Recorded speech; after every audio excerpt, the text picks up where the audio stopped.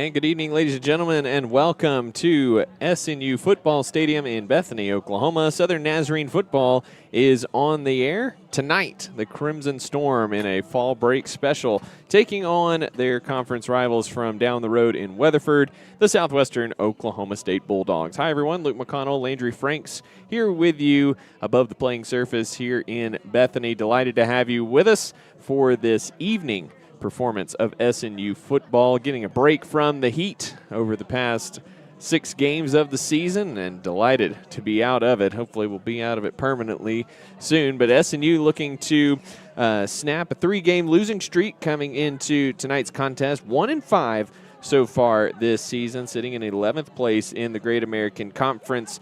But Landry, the records on both sides as the Bulldogs come in 2-4, the records don't really tell the full story. SNU has been very competitive this year. They've been right there on the backs primarily of a defense that has bent a lot but has not broken very often. But they just need to get the offense going, and maybe tonight here at home under the lights is the time for that.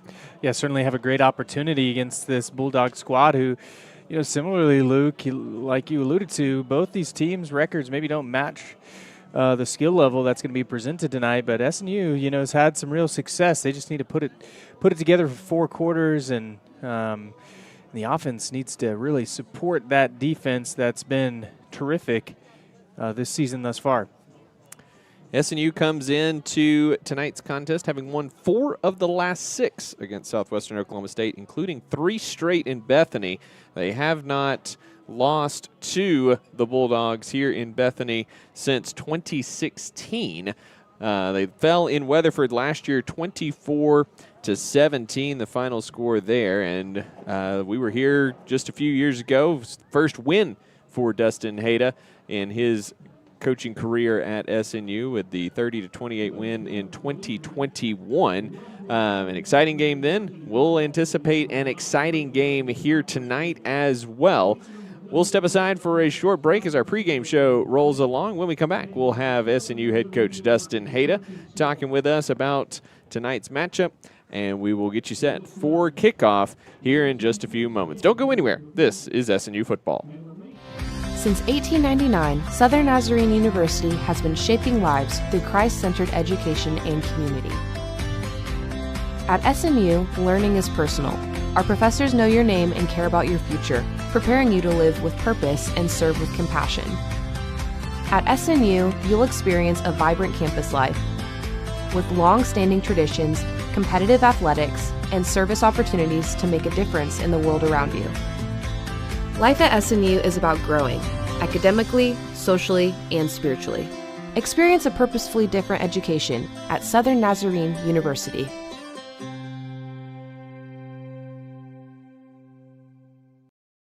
And welcome into our pregame conversation with SNU head coach Dustin Hayda, the Crimson Storm, taking on Southwestern Oklahoma State this evening tonight in Bethany. And Dustin, going back to last week against Ouachita Baptist, a couple turnovers late, but overall, a real solid performance from both sides of the ball. Lots to build on there from last week. It really was, and we came out and we were confident and attacked well. Tied up at halftime and felt really good about what we were doing schematically on both sides of the ball. And then really going into the fourth, 6-point game. We had a late red zone turnover that hurt us. Plagued by penalties really in that second half, particularly the fourth quarter, which was a little disheartening.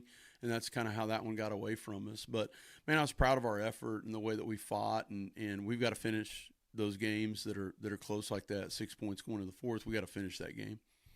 One hallmark of your teams has always been, no matter what, you guys are playing with joy, you're playing with energy. Where are the guys at right now? 1-5, the results haven't been what you've wanted, but the effort has still absolutely been there throughout the course of the year. Yeah, for sure, and that's just kind of who we are. And we've been talking this week about playing more disciplined football, cranking up our physicality a little bit. And trying to be better in that and be a more disciplined football team really when it matters. So our margins are small. Those little things matter. But the guys who kept playing, like you said, our effort has not been the problem. And so when you've got guys that really do a good job of resetting every week, then the overall record doesn't matter to them as much when you're just talking about attitude and effort and how you're going to attack the week. And so they've been really good with that every week, regardless, after we win or lose. Those guys come in on Monday and they're ready to go, and that helps when you're on a short week for sure. One of the keys, especially defensively for you guys this year and over the past couple, is just the growth and the physicality of your program. What's that process been like as a coach, as a staff, getting these guys from where they were, 5-6 years ago to where you're at now, and that being kind of a defining trait of this team? Yeah, I think really we've tried to be really focused in our recruiting on physicality on film. So we've been really disciplined and focused on every single guy we're going to offer needs to be showing physicality on film. And so that's paying off for us. And we've gotten better at our defensive front through our recruiting and just as that being a focus for us. And that's really paying off for everybody. So we knew that that's where we needed to improve defensively was up front, and then keep adding. And we knew we had strong core of inside linebackers, and so protecting them a little bit with our front three. And that's been good for us. And so we're just really focused on recruiting physical football players and guys that can run and play fast. And that's kind of what you're seeing right now. Tonight against Southwestern, Bulldogs come in 2-4 this year. What have you seen from them on both sides of the ball? They're not a 2-4 team. I mean, they're playing so well, and defensively they run a tough scheme in that bare front, and they get after people and run to the ball well. And then offensively, they're just really efficient. So they're finding their way at quarterback, and they've got a really good battery of running backs that come in and out. And so the improvement that they've had throughout this season is they're an improved football team. And so their record is I'm skeptical of that. But, no, they're matching their scheme now. Their players are catching up to that on both sides of the ball. And so it's a scary proposition when you talk about the quarterback finding his groove and the running backs playing well. And then defensively, like I said, they play with great effort and a little tricky schemes on defense. And so we're going to have to identify and go block those dudes for sure. They were able to hold the ball over 43 minutes against Southern Arkansas last week, just kind of an unreal play disparity there. What do you need to do defensively to prevent them from getting into that sort of ball control groove? Yeah, we got to – I mean, when that happens, that means they're making first downs, and they're making a lot of first downs. And so we've got to be able to get off the field on third down. And so we've got to press them into some third and long stuff. And when we get them to that, we've got to be able to make plays on those third and longs and make them punt. So, I mean, that's kind of the opposite of what's been happening to us. Our time of possession hadn't been near what we want because at times we struggled to make first downs and struggled on third down. So we've got to do that defensively. We've got to get off the field and on third down, and to do that we got to win first and second down and not give them third and shorts and things that are easy on third down. So that'll be important for us. Just like on our offense, we've got to make first downs and we've got to hold the ball, which is what we're always trying to do, and we've struggled in that so far this year, and hopefully tonight will be the turnaround for that. As with any scheme, their defensive scheme lends itself to some options for you offensively. What are some things that you plan to kind of use to exploit their scheme?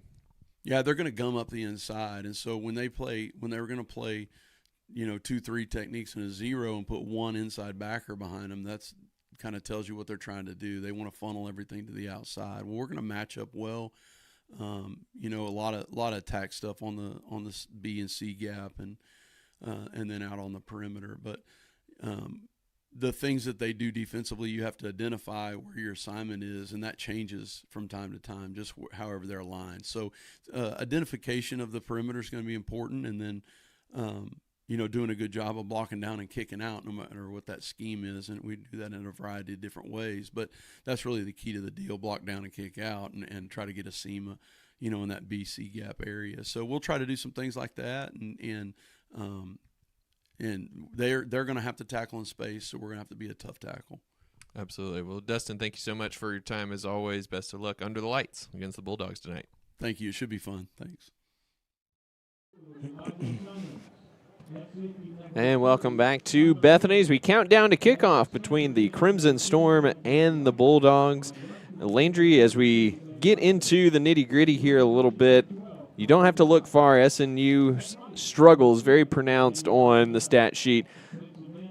One of the lowest total offenses in the country, and they haven't been able to hold on to the ball. Last week, though, against Ouachita, held the ball for nearly half the game. It was a vast improvement from some of the games that we have seen so far this year, but turnovers, the killer for SNU. Turnovers have not been their friend over the last couple weeks. 10 turnovers the last 3 games, and particularly in the last 2 games at Monticello and at home last week against Ouachita. Those really stymied some good offensive momentum. Yeah, and like you said, Luke, those turnovers are happening not just with frequency, but in areas where you're trying to capitalize on a drive. And you know, we've seen it seemingly all year with this offense. You'll see some progress, some momentum, you know, and then there's a fumble or an interception that kind of deflates a drive and puts this tired defense back out on the field. And if they're gonna beat this, you know, fairly disciplined SWOSU Bulldog team tonight, they're gonna need to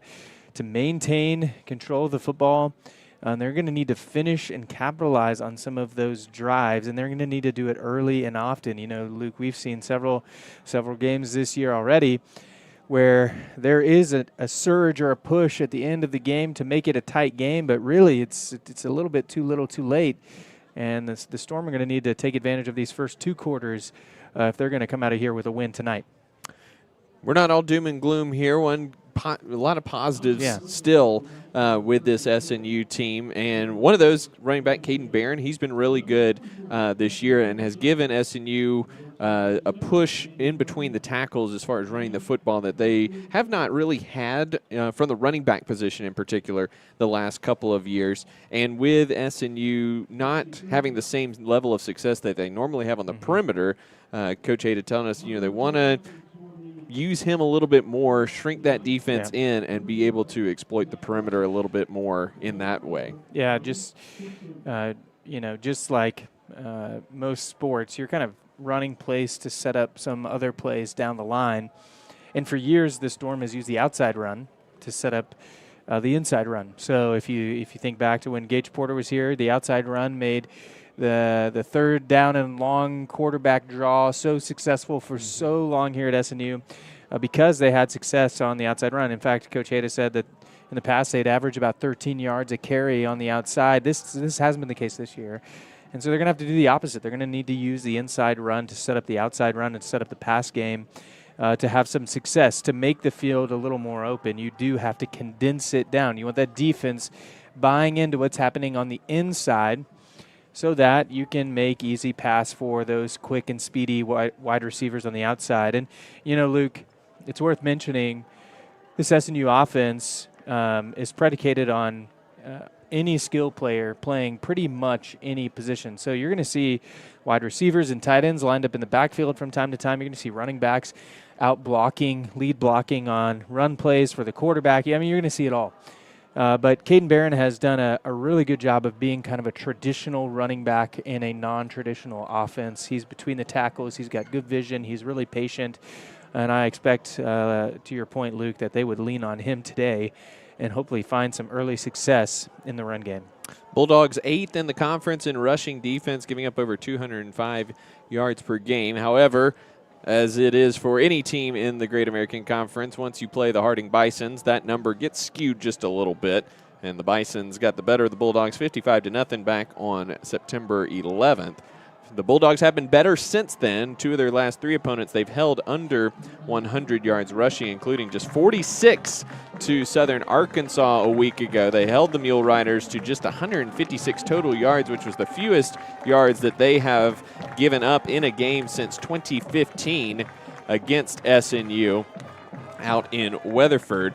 But this Bulldogs offense, they like to run the ball as well, nearly 195 yards on the ground. They've got a good stable of running backs and a good but youthful offensive line. All 5 starters across the front. sophomores on the depth chart, and so a potential for SNU's deep and experienced defensive line to maybe take advantage of a youthful group. Yeah, I think the defense is going to have another big day today. You know, Luke, we talked a little bit about how close these games have been and kind of the back and forth nature this series has been over the last 7 years. I really do think that this is becoming more and more of a rivalry game here in the state and in the conference. And, with the rivalry game, you can have all the game plans you want, but really it's going to come down to which team wants it more. And I think you're right, Luke. That trench battle for this SWOSU inexperienced offensive line and this experienced defensive line, that might be where the tide is turned in this game tonight. Both teams have taken the field. SNU in their gray uniforms, white helmets. The Bulldogs, white tops, navy pants, and white helmets themselves.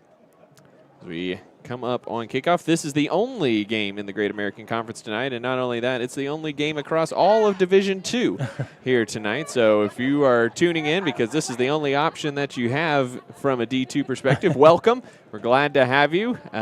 Thanks for tuning in, and hopefully we will have a great competitive ball game.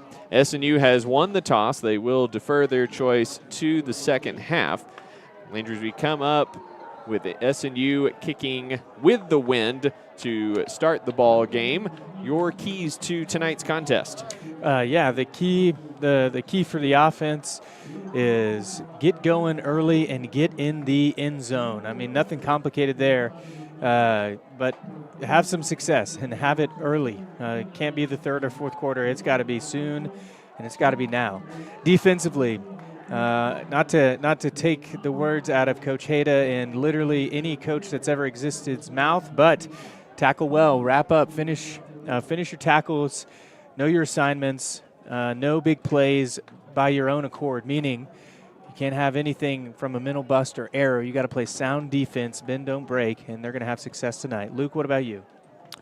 Yeah, I would love to see Bryson Evans connect with his receivers. Drops have been an issue. Accuracy has also been an issue.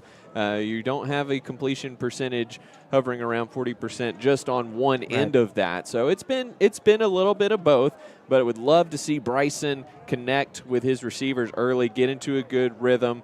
Coach Hayda has been pleased with how he's played the last two games after the 4-interception debacle against Southeastern a few weeks back. Hasn't really forced anything too much over the course of these last 2 weeks, so he's been pleased with the play, just needs to be a little bit more accurate with the football. Defensively, got to get off the field on third downs. The Bulldogs offense, 11th in the conference, just 28% on third down. They did a great job, obviously, last week against Southern Arkansas. Can't hold the ball 43 minutes without being successful on third down, but SNU needs to get off the field, help themselves. The offense needs to help the defense as well, play complementary football, but the defense needs to help themselves by getting off the field on third downs. SNU kicking off right to left from our vantage point here above the playing surface. It'll be Cameron Van Proyen set to send this one away to the Bulldogs. And back deep for Southwestern will be Malcolm Gooden, and the running back, that is Kelton Moore. Van Proyen will be kicking with the wind here in this opening quarter. And he will not give the Bulldogs any hope of a return there as he blasts that one all the way off the playing surface. So the Bulldogs will come out 1st and 10 at their own 25-yard line, and leading the Bulldogs out will be starting quarterback MJ Rivers. MJ Rivers began his career at Illinois back in 2018. One of his 3 starts that year was against Penn State and one Micah Parsons. Of course, Micah Parsons, a star in the NFL at this point. Meanwhile, MJ Rivers turns 26 next month, helming the Bulldogs defense. He takes the snap, gives to Martell, and if he finds a hole right up the middle on first down, gets to the outside and is pushed out of bounds by Tyler Ulrich all the way up at the 47-yard line. So a gain of 22 right up the middle on first down for the Bulldogs. Yeah, just an RPO there. You got slants on the outside by the receivers. One read for the quarterback. He just hands it off when the route's not open, and there's plenty of space up the hole. Rivers gives to Martell again, probing inside. Keeps the legs churning into SNU territory and all the way down to the 44-yard line. That's 9 yards on first down. Brings up second down and 1. And a good push from the middle of this Bulldogs offensive line on these first 2 plays. Here's carry number 3 for Martell. And he is bottled up at the line to gain. They'll give him forward progress to the 43 before he's shoved that back. Carter Brock in on the tackle along with Tyler Ulrich. But it is enough for a Bulldogs first down. Yeah, new quarterback in right here, Luke. We've got number 15 in. That's Braxton Etheridge, the redshirt freshman out of Claremore. Etheridge running all the way to the left, and he slips down. They'll give him 1 down to the 42-yard line. Brings up second down and 9. Yeah, and that was quarterback power all the way. You stack the sideline or the short side of the field with another tight end, and you're just trying to get the right numbers over there for this quarterback, who I'm assuming they like his run game if they're going to throw him in on a first down. 2 wide receivers right, 1 to the left for the Bulldogs from the left hash, second and 9. Rivers has the snap, back to pass, evades the sack attempt from Carson Keene. Now fires it deep downfield, and it's intercepted! Elijah Simons came over from his safety position, and Rivers threw that into double coverage into the wind. An easy interception there for Simons, and the SNU defense with an early turnover. Yes, Simons, you're going to see it here on the replay. Simons has all kind of time to get under that. I don't think Rivers saw the safety still in the backfield or the backside of that play.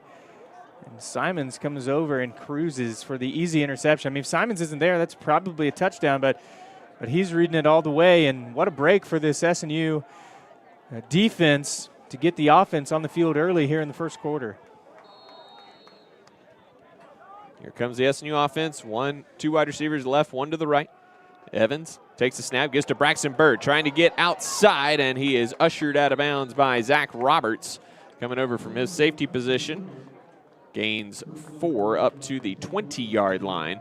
It'll be second down and 6. And Landry, a little bit of a preview of what we'll see from this Bulldogs defense.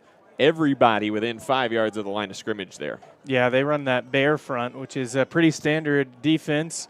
It was definitely more standard a few years ago, but they put everyone up tight to stop the run. Second and 6. Evans turns, gives to Caden Barron, finds a hole. Up to the 25-yard line he goes for a pickup of 5, and it brings up third down and 1 from the SNU 25-yard line. Ball will be on the left hash.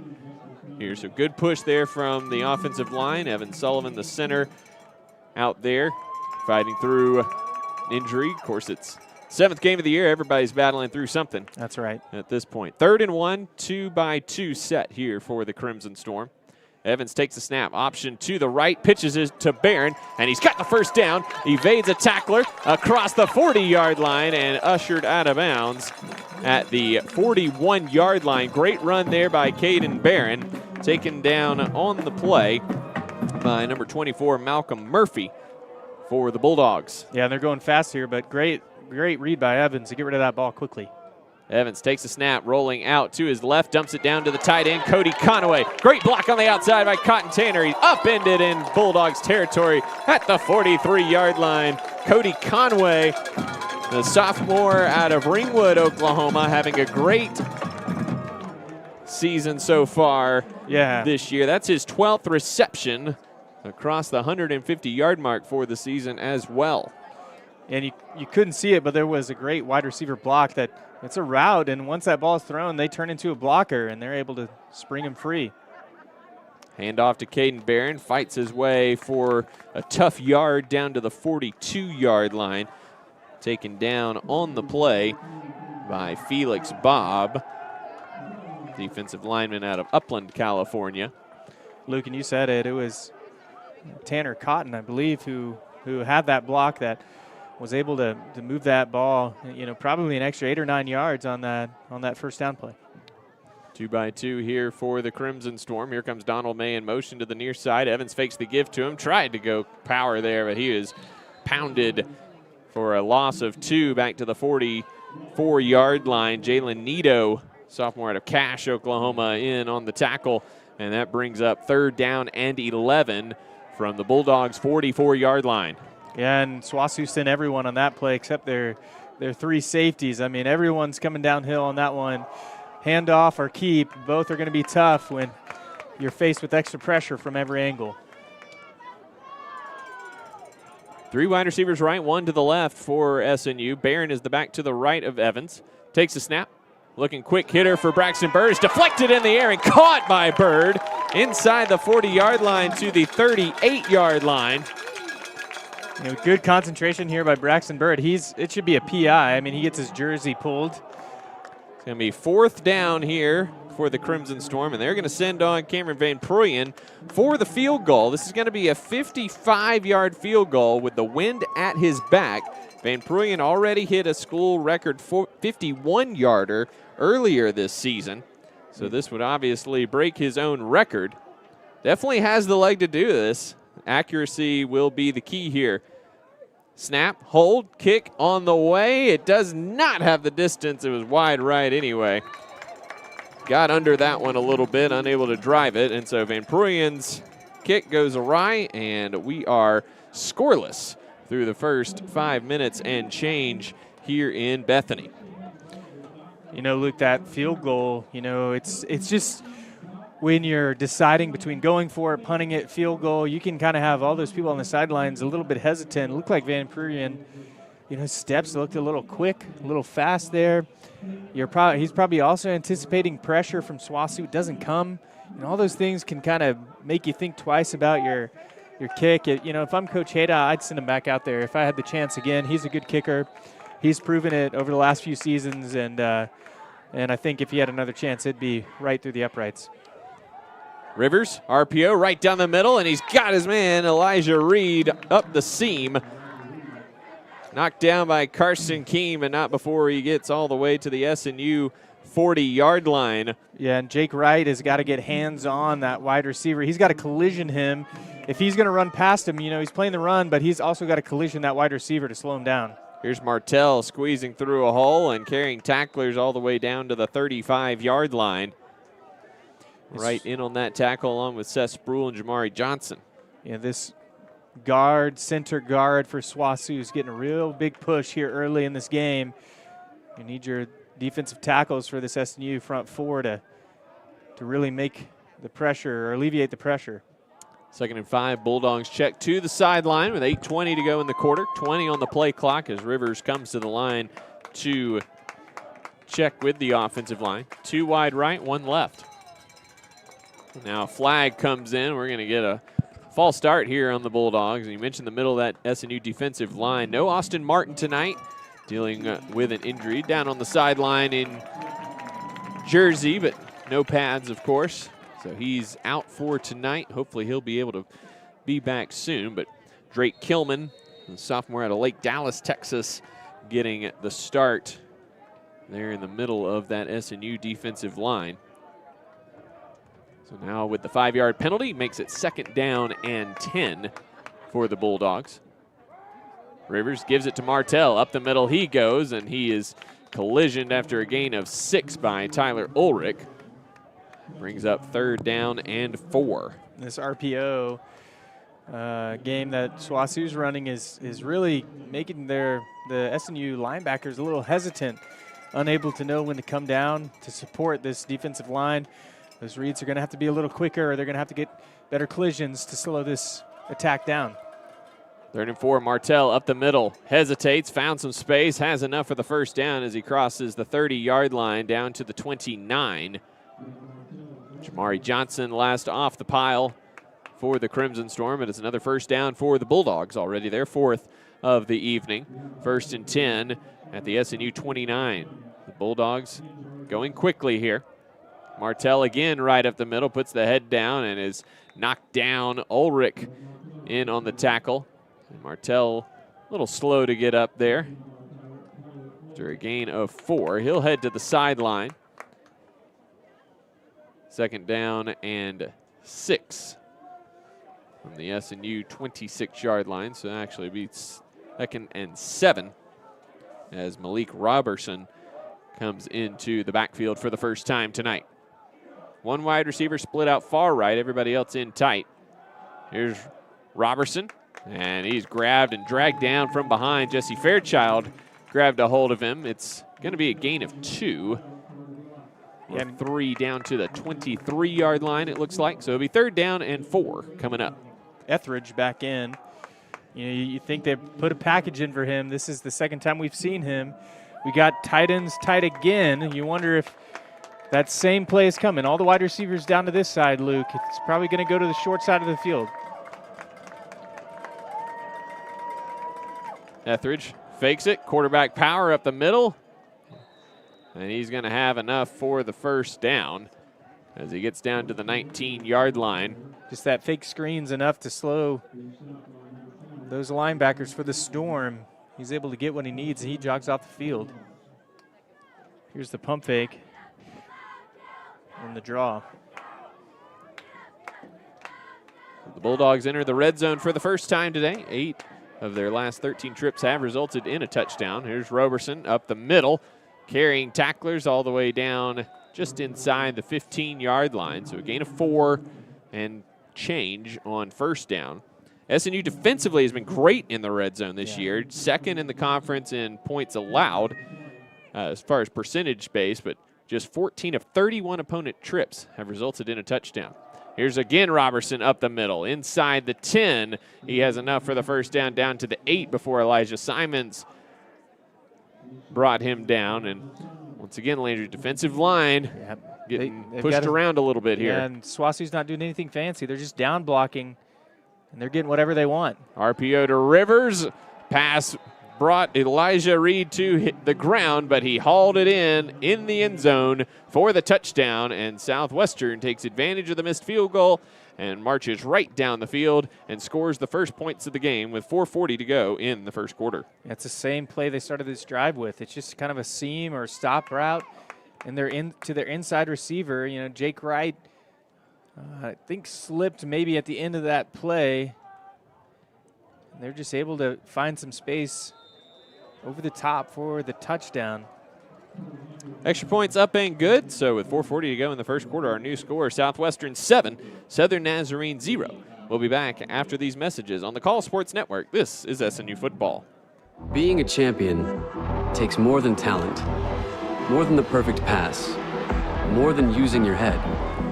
Being a champion takes the spirit to always push harder, the ability to overcome any hurdle, and the fire to be the best.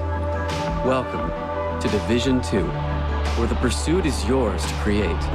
And the question isn't, can you do it? It's, will you? One of my favorite things about SNU was the relationships I was able to have with people, with professors, with friends. One thing that was purposely different about SNU was the integration of faith into the academics. I feel like I learned so much from that helped prepare me for life after college, to be a husband and someday to be a father. It was a really, really transformational time in my life. My degree could have come from anywhere, but my relationships with people, I know I would not have gotten anywhere else. Go to snu.edu to apply or to schedule a visit. Southwestern strikes first with the 62-yard drive on 10 plays. That began after the missed field goal from Cameron Van Pruyen. They lead this one 7-0. SNU with a promising first offensive possession, though, and we'll see what the Crimson Storm can do on their second possession. But already a little bit of concern for the SNU defense as far as containing the run. Yeah, and that last touchdown, we just watched a replay, Luke. You know, all those secondary players and the outside linebackers are coming down because of the fear of the run, just creating space over the top. High end over end kick. Going to get caught up in the wind, and Devon Sparks will haul that in at the 25 with a fair catch. So SNU went 46 yards on 7 plays before the missed field goal on their first offensive possession. And we will see what they are able to do after this secondary break, but we'll keep it here.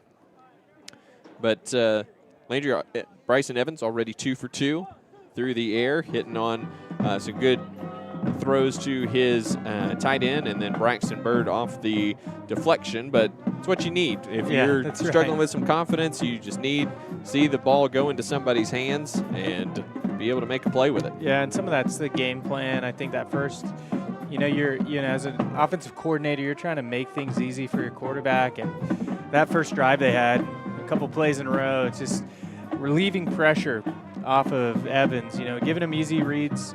They put in a pretty creative option play on that 3rd and short.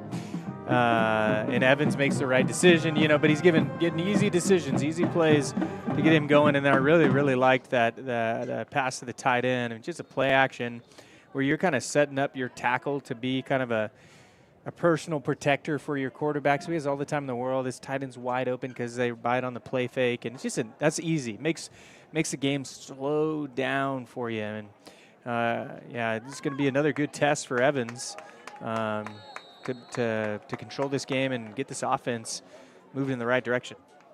2 wide receivers left, 1 to the right as SNU starts on the right hash.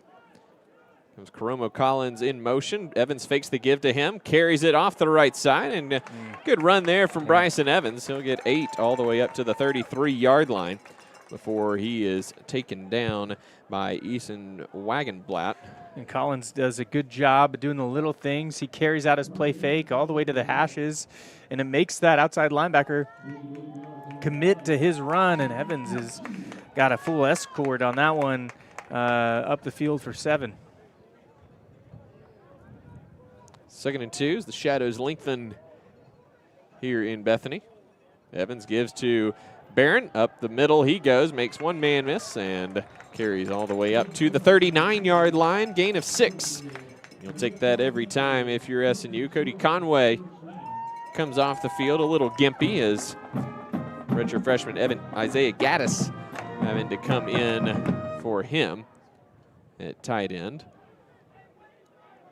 We'll keep an eye on that as Travis Veach attends to the sophomore Conway over on the SNU sideline.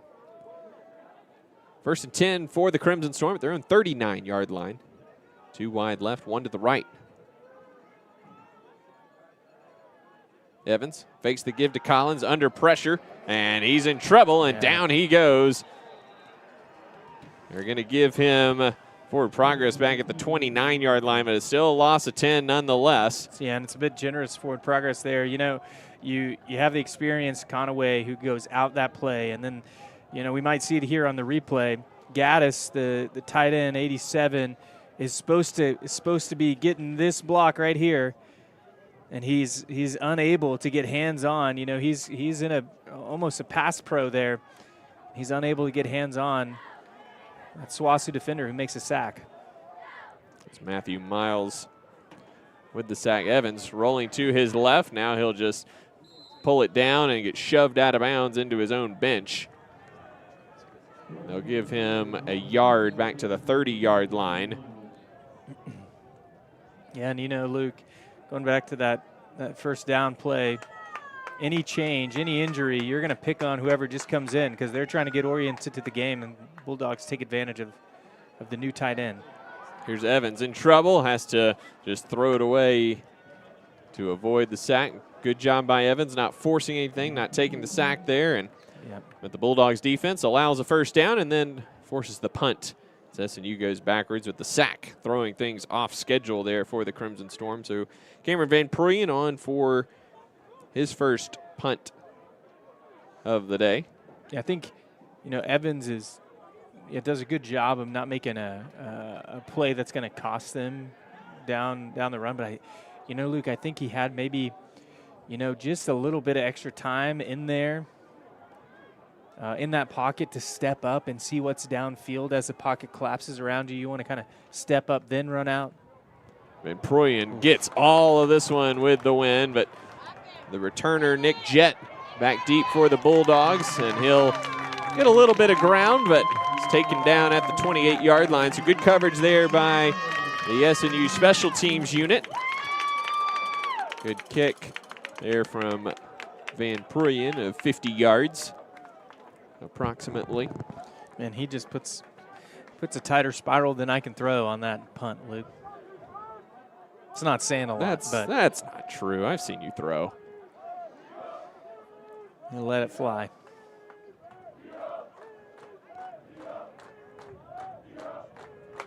First and 10 for the Bulldogs with a 7-0 lead, 1:51 to go in the opening quarter. SNU with 4 down linemen here.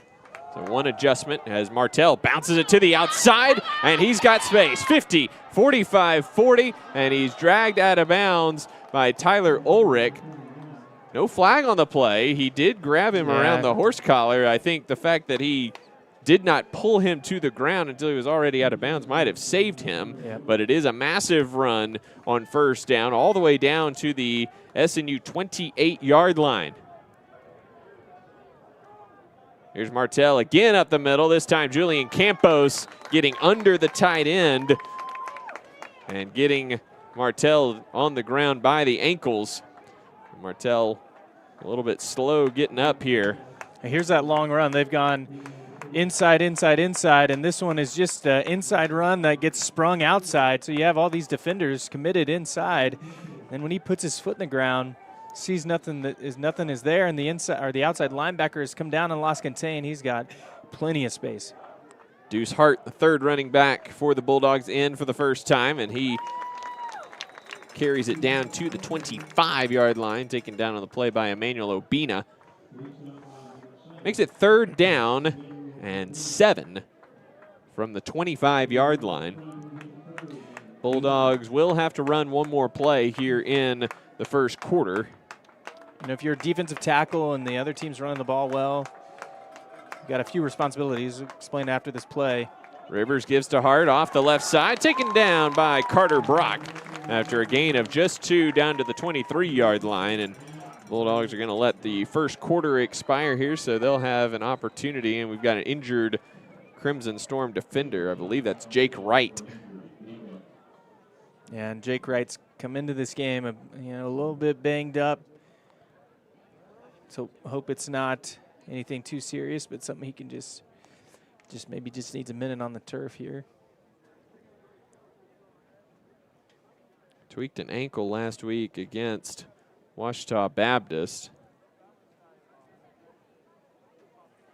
Trainer Michael Brobston out there checking on him.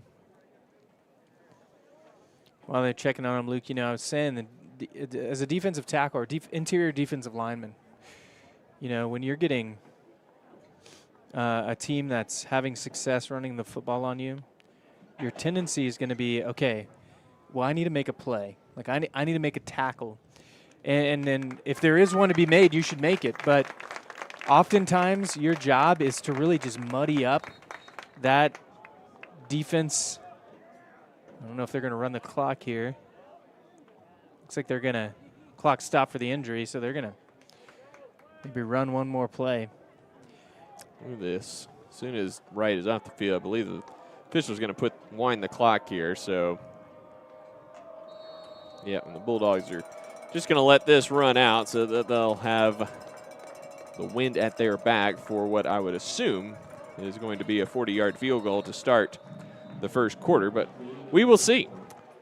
15 minutes in the books here in Bethany. The Bulldogs with the only points of the game so far. They lead this one 7-0 over Southern Nazarene with a 4th down decision upcoming when we come back. Don't go anywhere. This is SNU football. In NCAA Division II, student athletes leave a lasting impression on their communities. That's because Division II student athletes want to make a difference and truly be part of their surrounding communities. Through community engagement, thousands of student athletes from various backgrounds interact with community members who view them as role models. This interaction leaves a positive and perhaps even life-changing impression on all those involved. In Division II, we rise to the opportunity and make community engagement ours. It's a beautiful morning, Scotty, and we have an early game today. That injured list, it's getting longer by the minute. Not to mention, there's apparently a nasty virus sweeping through the locker room.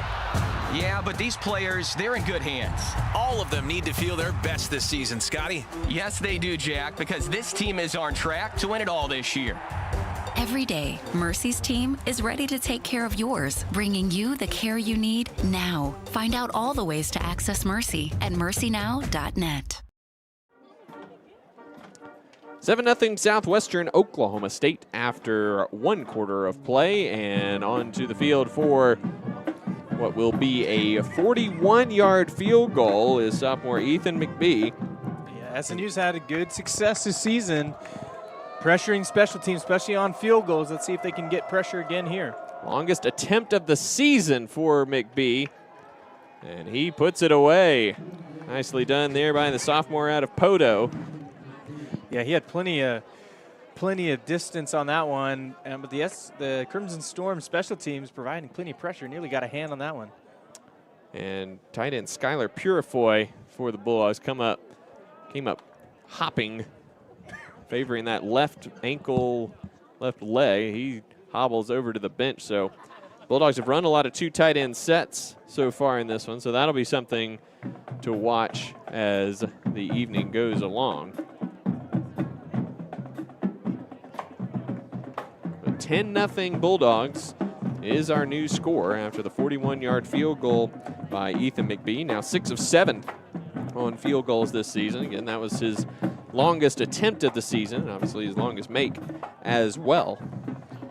Yeah, Tommy Usey, the kicker for the Bulldogs, wearing one of the most unique kicker numbers, 61.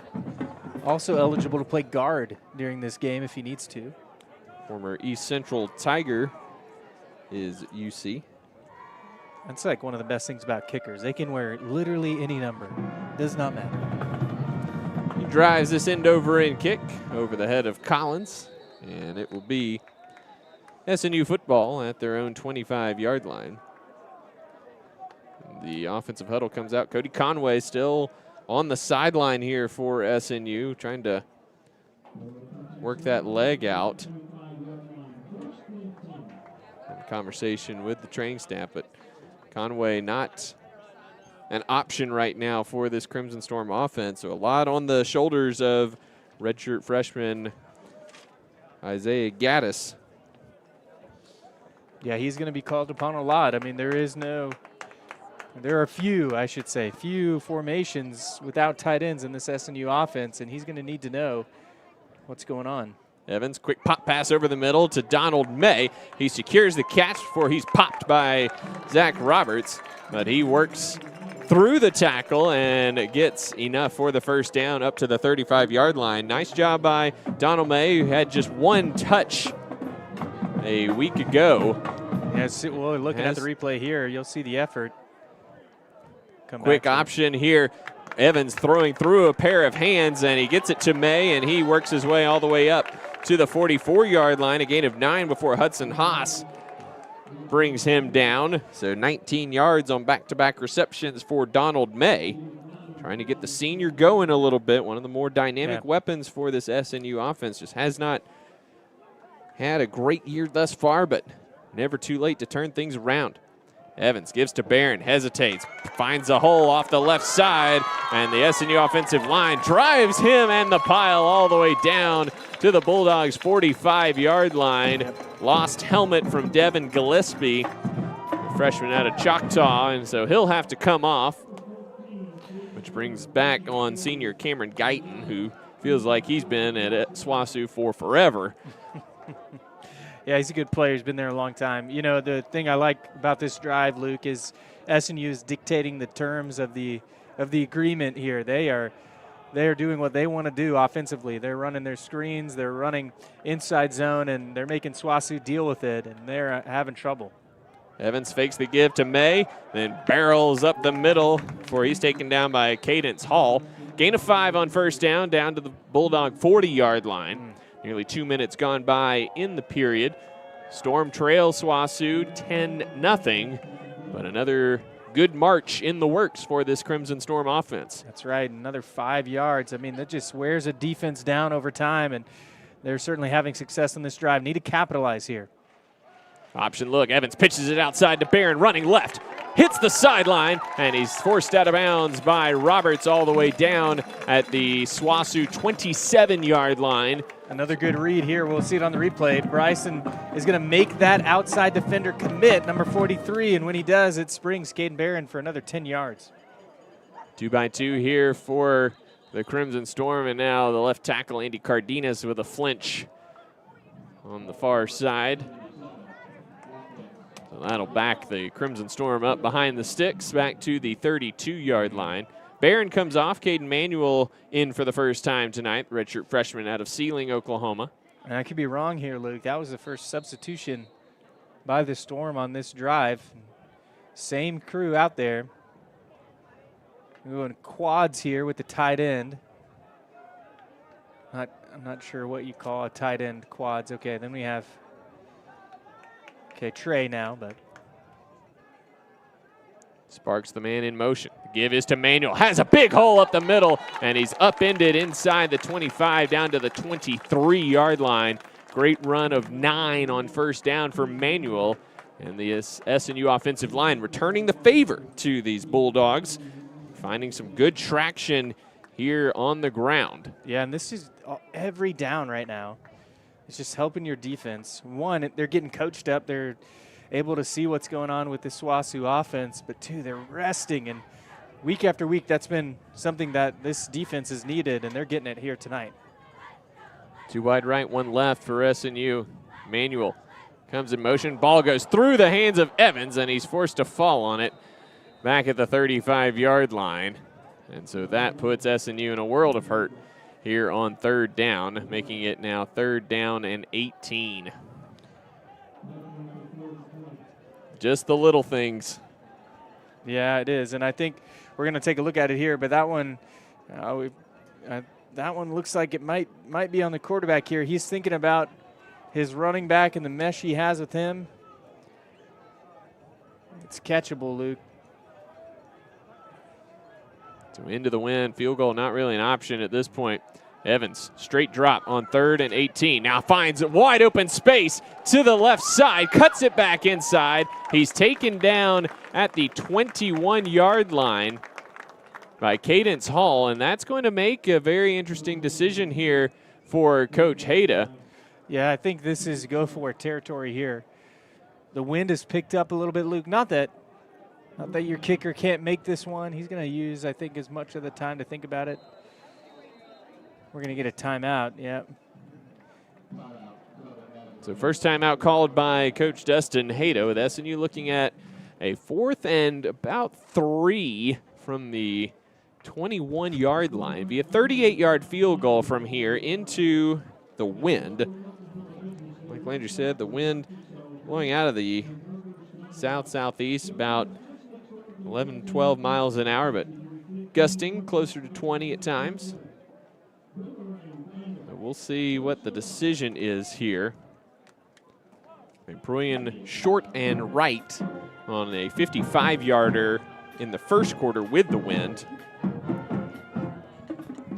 Standing to the outside of the offensive huddle right now. Yeah, and this is certainly a makeable range, you know.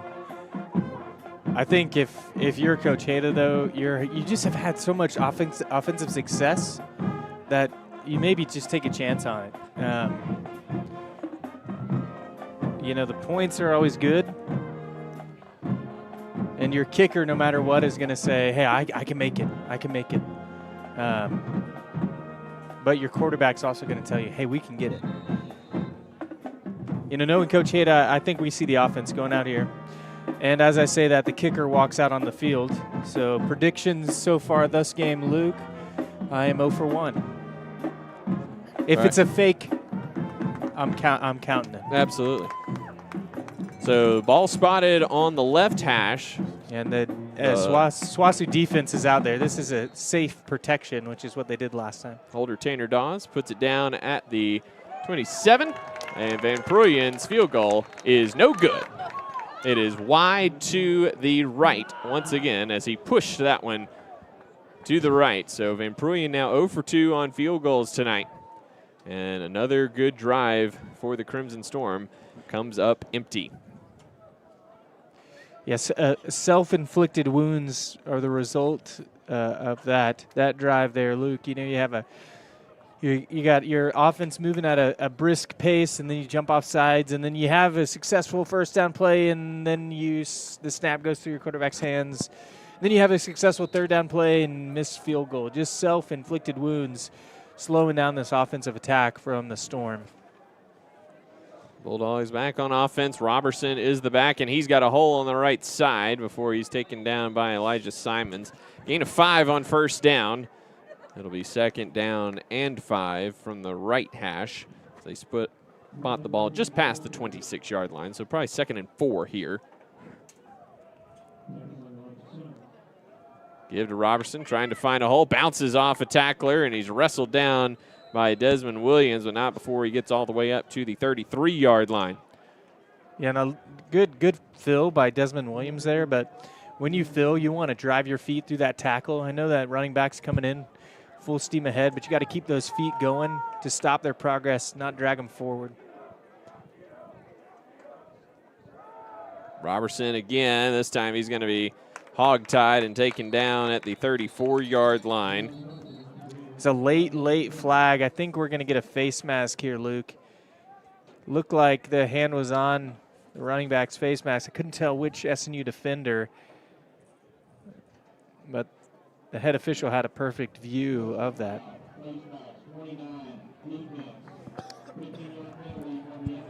They're going to get Des Williams with it, so instead of a 1-yard gain, it becomes effectively a 16-yard gain all the way up to midfield.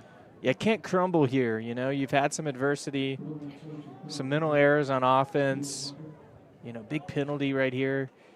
Yeah, you're going to have to dig down deep and find some grit here to get off the field. 1st and 10 Bulldogs. Here's Reed in motion. That was a false start. Tight end Bodie Boydston with a little bit of a jump early. Yeah, something to watch, Luke. Jake Wright, you know, has been following Elijah Reed around all game, and that's the touchdown catcher right there, Elijah Reed. It's a matchup to watch. SWOSU thinks they have something there, and Jake Wright's a good player. Something to keep an eye on. SNU without Kobe Nichols tonight at cornerback. I've not seen Jalen Easley, redshirt freshman, out there either. Here's Hart right up the middle, and he's got space, tripped up by Carson Keene down at the 31-yard line, but a 19-yard pickup right up the gut for Deuce Hart, and the Bulldogs getting whatever they want between the tackles right now. They sure are, and you know, they're making SNU's defense commit to the outside with the RPO game, and it's freeing up the middle. Here's Hart up the middle, bounces off one tackler, and is taken down by Quaylen Goodman down at the 26-yard line. 2 SNU players ended up on each other in the backfield, which is never a good sign. No, Bodie Boydston is basically he's lined up as a tight end, but you might as well call him Mike Allstott. You know, he's playing fullback today. He's lead blocking everything for this offense. Roberson back in. Has the carry, finds a hole off the left side, makes a man miss inside the 20, down to the 15-yard line goes Roberson, and the Bulldogs just plowing through this SNU defense right now, and they're quick to the ball once more. 1st and 10 at the 15. There's a snap. Pulls it out of his belly, quick slant, and Reed has his 2nd touchdown of the game. That RPO once again is Reed wide open on the post route. Yeah, and I don't think this one's on Jake Wright, but Jake Wright here, he's right here. He's going to have to collision this incoming route. He's got to slow that route down, and that coverage has got to come down quicker. But again, Luke, you said it, that run-pass option, you just don't know what's coming. It's making that SNU defense just a little slow to everything, which is creating big holes for this SWOSU offense to feast on. Extra point up and good from McBee. So with 7:48 to go in the first half, our new score 17-0. The Bulldogs leading the Crimson Storm, and Landry right there on that replay. You could tell Elijah Simons, the safety, coming down because that's his job, is run support, and just Elijah Reed breaks that route right into where the safety would be. Yeah, we'll see it again here. They've been running man a lot right here, but I don't think they run man here. Yeah, you said it. The safety's going to come down this backside, and maybe it's just a blown coverage. Hard to say from this angle, but yeah, they're just the the play fake is just slowing everything down because SWASU's having success running the football. Everything's harder. You know, that's why teams are always committed to the run, because if you can run, your whole playbook is wide open and you can do whatever you want whenever you want. SWASU is having some real success in between the trenches, and you know, they're not doing anything fancy, just down blocks and lead blocking with the tight end, and they're having some real success. And credit as that punt or that kickoff goes through the back of the end zone, credit to this the front five of SWASU and their running backs who are running really patient, just taking their time. But it's not without error. SNU is certainly capable of slowing down this running attack, and they're going to have to prove it here in the remaining 3 quarters of this game. Bulldogs now up to 8 yards a carry and 219 yards, 8.5 yards per play. 2-by-2 set here for the Crimson Storm. Conway back out there for SNU. He split out far to the right. Evans gives to Braxton Bird, running around the left side. He's got the corner, and he picks up a good chunk of change up to the 33-yard line. Gain of 8 on first down. You'll take that every time if you're the Crimson Storm. Brings up 2nd down and 2, trailing 17-0 to the SWASU Bulldogs. Yeah, the SNU offense is certainly having success today. And getting what they want. They just got to complete the drives that they've had. 2 missed field goals. Evans, inside handoff to Barron. He's wrapped up aggressively around the neck, but it is going to be enough for the first down. Jeremiah Tubbs, sophomore out of Cedar Hill High School in Dallas, with the tackle. That's enough for the first down up to the 36-yard line. Barron now 7 carries for 53 yards tonight. Yeah, he's been great. You know, they've had inside-outside run. They've really, honestly, Luke, they've had anything they've wanted, but one team's been able to capitalize and one hasn't. Evans takes a snap, runs right into the teeth of the defense, and there on the tackle was the middle linebacker, Felipe Tristan. Knocks Evans back to the 35 for a loss of 1. I don't know if that was a stunt or if it was just well read, but he was in the backfield by the time that mesh happened. Evans had nowhere to go. 2nd down and 11, coming up on 6 minutes to go in the 2nd quarter. Bulldogs lead this one 17-0. 2 wide receivers right here for SNU. Now a false start on the Crimson Storm offense. Conway stood up to come in motion, or at least maybe he tried to sell that he was coming in motion. Either way, someone along the front moved. Yeah, it ended up being Sullivan, the center, is who they tagged with the false start. So back, SNU up 5 more, makes it 2nd down and 16. I think Sullivan's going to get the false start, but I think it was the guard, the tackle, and maybe the tight end on that one.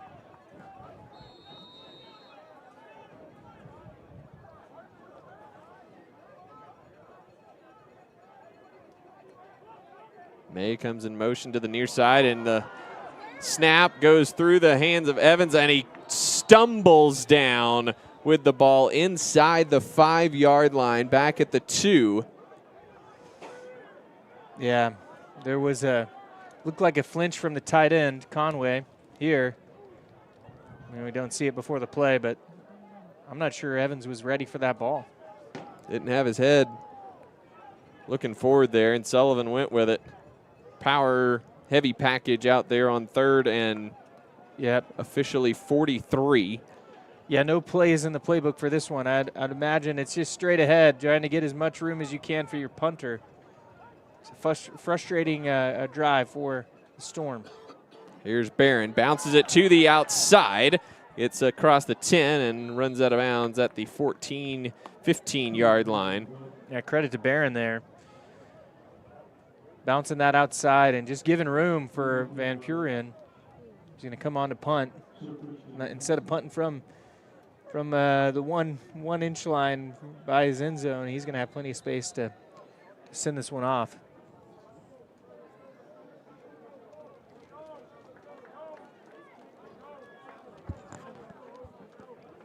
So SNU alternating possessions to one good one bad, one good, one bad here in this one.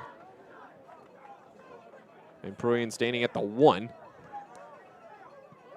Low spiral, chases Jet back to his own 45, and a nice coverage down the field for SNU.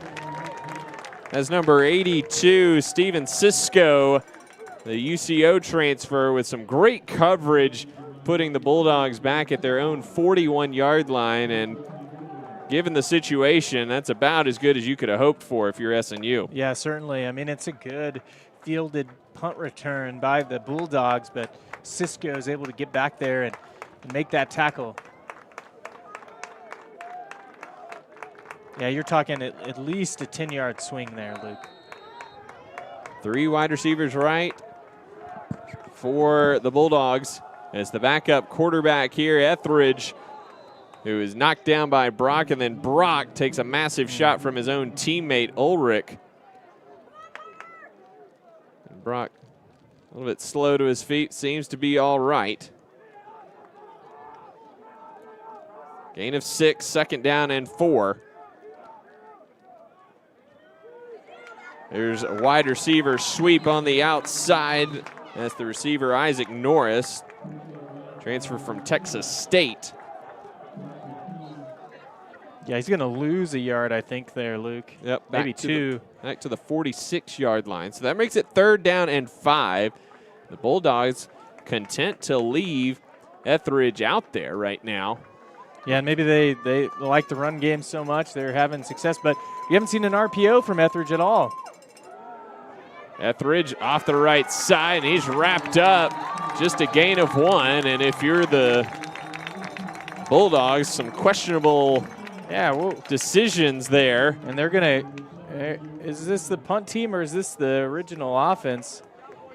You know, they're going to try to get them to jump off sides here, but, you know, Etheridge has not run any of their conventional, I say conventional, anything that they normally run. He's going to get them to the line quick, be disciplined here from the Storm. Watch the ball. 4th and 4, play clock at 15, 3:18 on the quarter clock. They're going to, certainly running it down and going to take a timeout, but you just think 3rd and short, you keep Etheridge out there and run a quarterback draw? I don't know, Luke. If I'm the Bulldogs, I'm questioning my coaching choices there. Well, it's just an odd choice from the success that you've seen from the traditional offense so far. And that was basically just a throwaway possession when you could have just had run things normally and might have put it in the end zone again. Instead, you just gave SNU a little bit of life, a little bit of confidence, and potentially, and with a punt here, just giving them the offense back. Yeah, you know, and Etheridge is a good player, and he's played well today. Here's that 3rd down play. He's just going to run into a wall of SNU defenders. But, yeah, to your point, Luke, you've had so much success with your running backs, and you're then removing them off the field, giving SNU some life. You know, if you're SNU, great job being disciplined, not falling for anything or, you know, assuming one thing or the other. But, just kind of, just puzzling. If I'm the Bulldogs, I'm having success, I'm not going away from that unless I absolutely need to. Definition of letting somebody off the mat there, especially if the Crimson Storm can drive down these last 3 minutes, get some points on the board. They get the ball to start the second half. Totally different situation if they're able to do that. Miller Feely, punter for the Bulldogs. He's on for the first time tonight.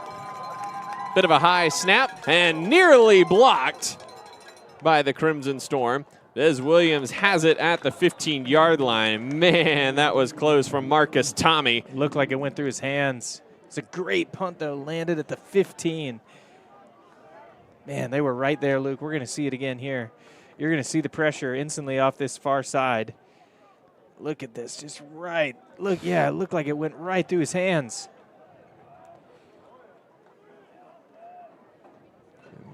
If Tommy had been able to block that, you want to talk about compounding a coaching mistake right there. But the Bulldogs fortunate that that was not the case. Here's the Crimson Storm offense. Evans gives to Barron, gets outside and stays in bounds, tiptoes for an extra yard or two up to the 21-yard line. That's a gain of 6 on first down, 2nd down and 4 as the clock moves with 2:43 to go. Yeah, Landry SNU facing a defense where playing a single high safety essentially, and I wonder if there's a play where you can just give your receiver on the outside a shot in a one-on-one situation, because he's going to have a one-on-one situation. Yeah, it certainly looks that way. You know, they could be playing bump coverage. Evans pulls it out of the belly of Barron and is crushed down at the 25-yard line, but he has enough for the first down. Yeah, you know, they're running man, but SNU's having success running the football. You don't really want to go away from that until you need to. This might take us to the 2-minute timeout. It does indeed. So SNU with 2 minutes to work with, also has 2 timeouts as they try to get points on the board before halftime. They trail the Bulldogs 17-0. We'll step aside and be back with the final 2 minutes of the first half. This is SNU football. SNU is really different. We're a small community, we all know one another's names, and I really love it here. Being at SNU prepared me to be a working individual, as well as a leader in my church, home, and community. SNU really set me up for life. I met my best friends here, I met my husband here, I got to travel the world. I am so glad I was able to attend SNU. SNU has made me into the man I am today. My name is Haley, and I am a proud graduate of Southern Nazarene University.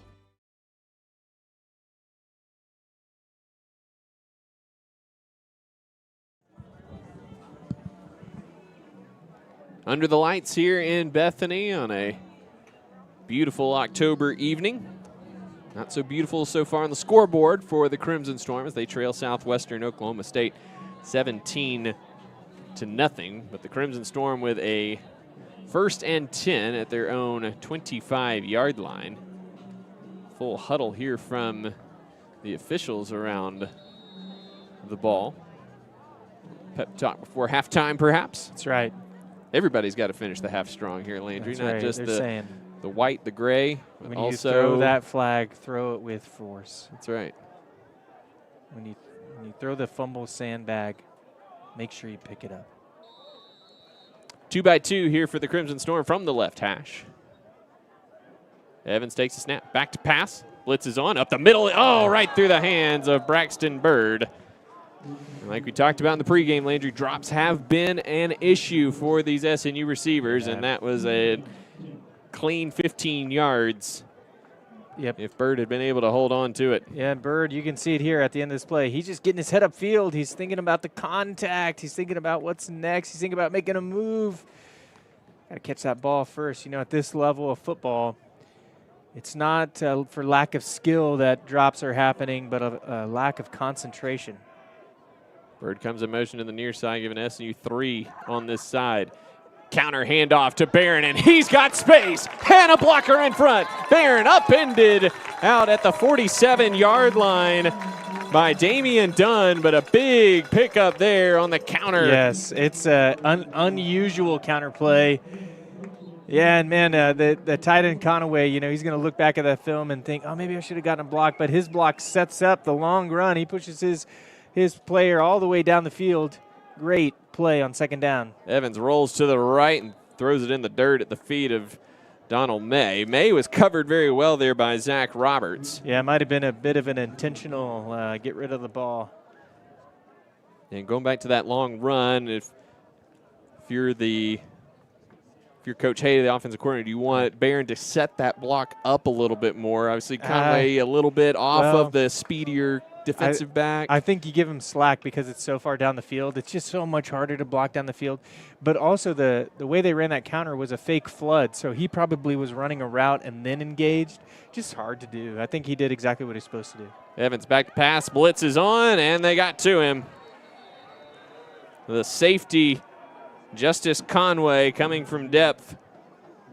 Yeah, takes Evans down back in SNU territory at the 39-yard line, makes it 3rd down and about 16 or 17 here. You know, with the false starts we've seen this first quarter, I wonder if their cadence this drive has been pretty normal. He was able to time that blitz perfectly. You know, those false start penalties are often because the quarterback is, you know, given a cadence count that's different. It's supposed to trick the defense, but if it tricks the offense, you got to go simple, and I wonder if that hindered them there. Evans rolls right, gets away from one pressure, fires it down the sideline, too tall for Devon Sparks, who had a defender on his back, but it falls incomplete. And that will bring up 4th down for the Crimson Storm, who will have to give the ball back to the Bulldogs, who have 2 timeouts remaining and 45 seconds to work with. Yeah, there's positives in all these drives, Luke, but there's just no consistency, or maybe not consistency, but there's just no end product that they really need. Well, the negatives aren't a 1-yard loss. It's been a 10-yard loss here tonight. Van Pruyen on to send this one away. Jet standing at his own 25-yard line. Beautiful punt as it chases Jet inside the 20. Runs into his own man, and he's taken down at the 16-yard line. Coverage on punt team's been excellent tonight. All these punts, this last one was probably his best punt of the night, high and in the air against the wind, cutting against that wind with that tight spiral. But the coverage has been excellent. I mean, they're netting, I'm guessing here, Luke, but they're probably only netting about 5 yards gain per punt, if that.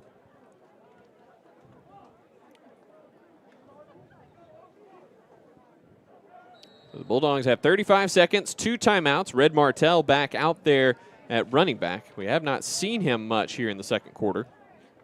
He takes the carry here, finds a gap on the left side of the line, and he's taken down at the 25-yard line.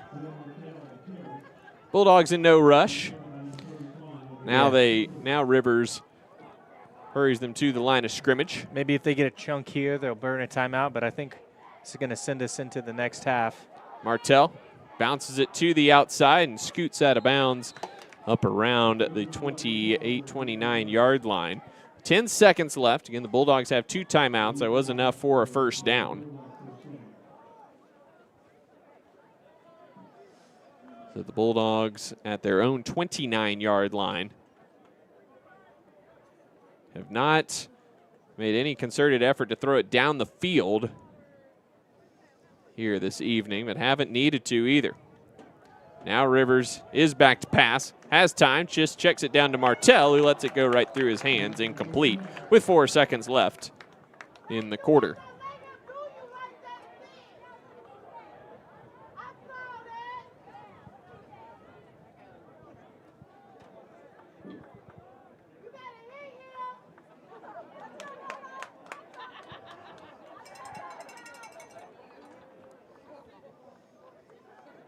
Yeah, this is likely the last play of the half here, Luke, and unless they're taking a shot, they do have their wide receiver spread out far, but just a little draw here. Got to tackle, get to halftime. Nice tackle in the backfield by Keene, and that is how the first half's going to end. Go ahead. So the Bulldogs ride an impressive offensive performance on the ground as they total 190 yards in the first half against this Crimson Storm defense that has been good all season long. And it'll be to the drawing board for this Crimson Storm to see if they can make some adjustments up front. But at the end of the day, Landry, you got to get off blocks, you got to make a tackle, and there's not really an adjustment to the physicality that we've seen thus far necessarily. Yeah, you just got to. Yeah, what are you supposed to do on the defensive line? Those are the questions they're going to be asking in the locker room. You know, it's interesting, Luke. Martell comes in. He gets injured in the first quarter, walks off. That's what I was alluding to at the end of the half. But, man, he just seems a little sluggish out there. Even those last couple handoffs, he just doesn't look like he had that same pop in the first quarter. Certainly something to watch. If Martell is slowed down, that might give some reprieve for that Crimson Storm defensive line to have some success here in the second half. SNU moved the ball pretty well in that first half. Just some really big negative plays. A couple sacks that lost about 10 yards apiece. The ball going through Evans' hands all the way back to the 3-yard line. That was a loss of 20 or so. The losses have been big. 32 plays for 132 yards don't really tell the whole story for the SNU offense in that first half. And Evans has been pretty good overall. He's not getting helped by his receivers. A couple drops again here in this first half, but plenty of good to build on. The opportunities are there. They just got to put the ball in the end zone. Yeah, you have to take advantage of opportunities. Yeah, and just those mental errors. And we talked about it at the beginning of the game, Luke, but yeah, you can't be the person who defeats you. And right now, the SNU offense in particular is being beaten by their own mental errors. They've had as much success as they want this game. They've had success in the air. They've had success on the ground. They've had success outside, inside, whatever you want to say. They've had positive plays in all those categories, lots of them. But the offsides, the snaps over the head, or when your quarterback's not looking, the weird mesh points, the not picking up a block on a pass play or a blitzer on a pass play. Those are areas you can correct, and we'll be certainly anxious to see if those things can be corrected in the second half. 17 points is not 50.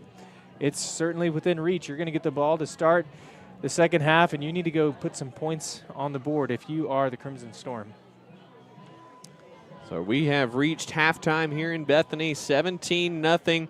Southwestern Oklahoma State with the lead over Southern Nazarene. Our official being extremely judicious as far as the rule of the Bulldogs getting to their locker room before starting the halftime clock. A bit of a stroll from the field to the locker room, but there are absolutely Bulldogs in the locker room at this point. Not really sure what the white hat is waiting on here.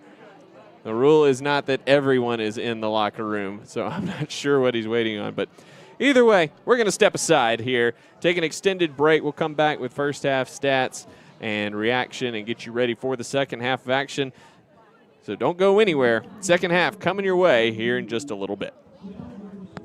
Renew is the University Counseling Center. We are located at 6710 Northwest 43rd Street, just north of the Webster Commons. Renew offers a variety of services, including individual counseling, couples counseling, and psychoeducational workshops. The first 5 sessions for students are free, and students will never pay more than $10 per session. Faculty counseling is just $40 per session. Renew is open Monday through Thursday from 9 a.m. to 8 p.m. and Fridays from 11 a.m. until 6 p.m. For more information, visit renew.snu.edu or email renew@mail.snu.edu.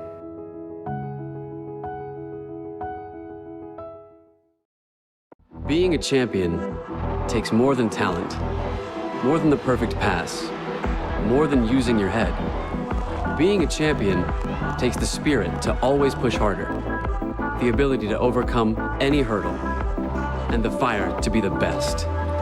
Welcome to Division II, where the pursuit is yours to create. And the question isn't, can you do it? It's, will you?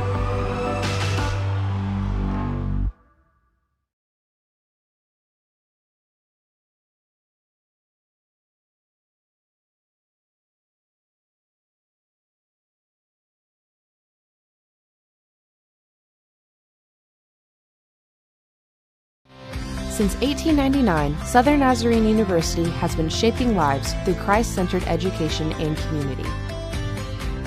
At SNU, learning is personal. Our professors know your name and care about your future, preparing you to live with purpose and serve with compassion. At SNU, you'll experience a vibrant campus life with long-standing traditions, competitive athletics, and service opportunities to make a difference in the world around you.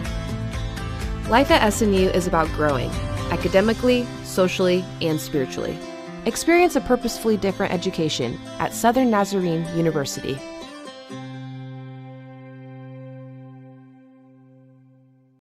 It's a beautiful morning, Scotty, and we have an early game today. That injured list, it's getting longer by the minute.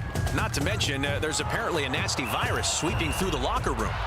Yeah, but these players, they're in good hands. All of them need to feel their best this season, Scotty. Yes, they do, Jack, because this team is on track to win it all this year. Every day, Mercy's team is ready to take care of yours, bringing you the care you need now. Find out all the ways to access Mercy at mercynow.net. SNU is really different. We're a small community, we all know one another's names, and I really love it here. Being at SNU prepared me to be a working individual, as well as a leader in my church, home, and community. SNU really set me up for life. I met my best friends here, I met my husband here, I got to travel the world. I am so glad I was able to attend SNU.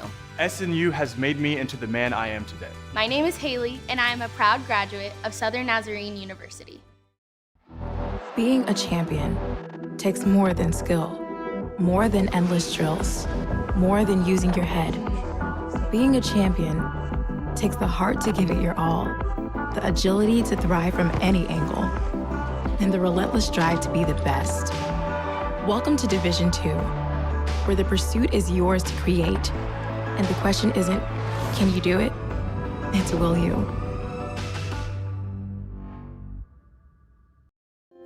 In NCAA Division II, student athletes leave a lasting impression on their communities.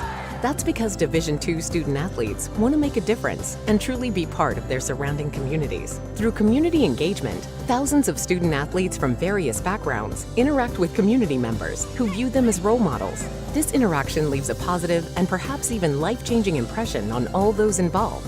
In Division II, we rise to the opportunity and make community engagement ours. One of my favorite things about SNU was the relationships I was able to have with people, with professors, with friends. One thing that was purposely different about SNU was the integration of faith into the academics. I feel like I learned so much from that helped prepare me for life after college, to be a husband and someday to be a father. It was a really, really transformational time in my life. My degree could have come from anywhere, but my relationships with people, I know I would not have gotten anywhere else. Go to snu.edu to apply or to schedule a visit.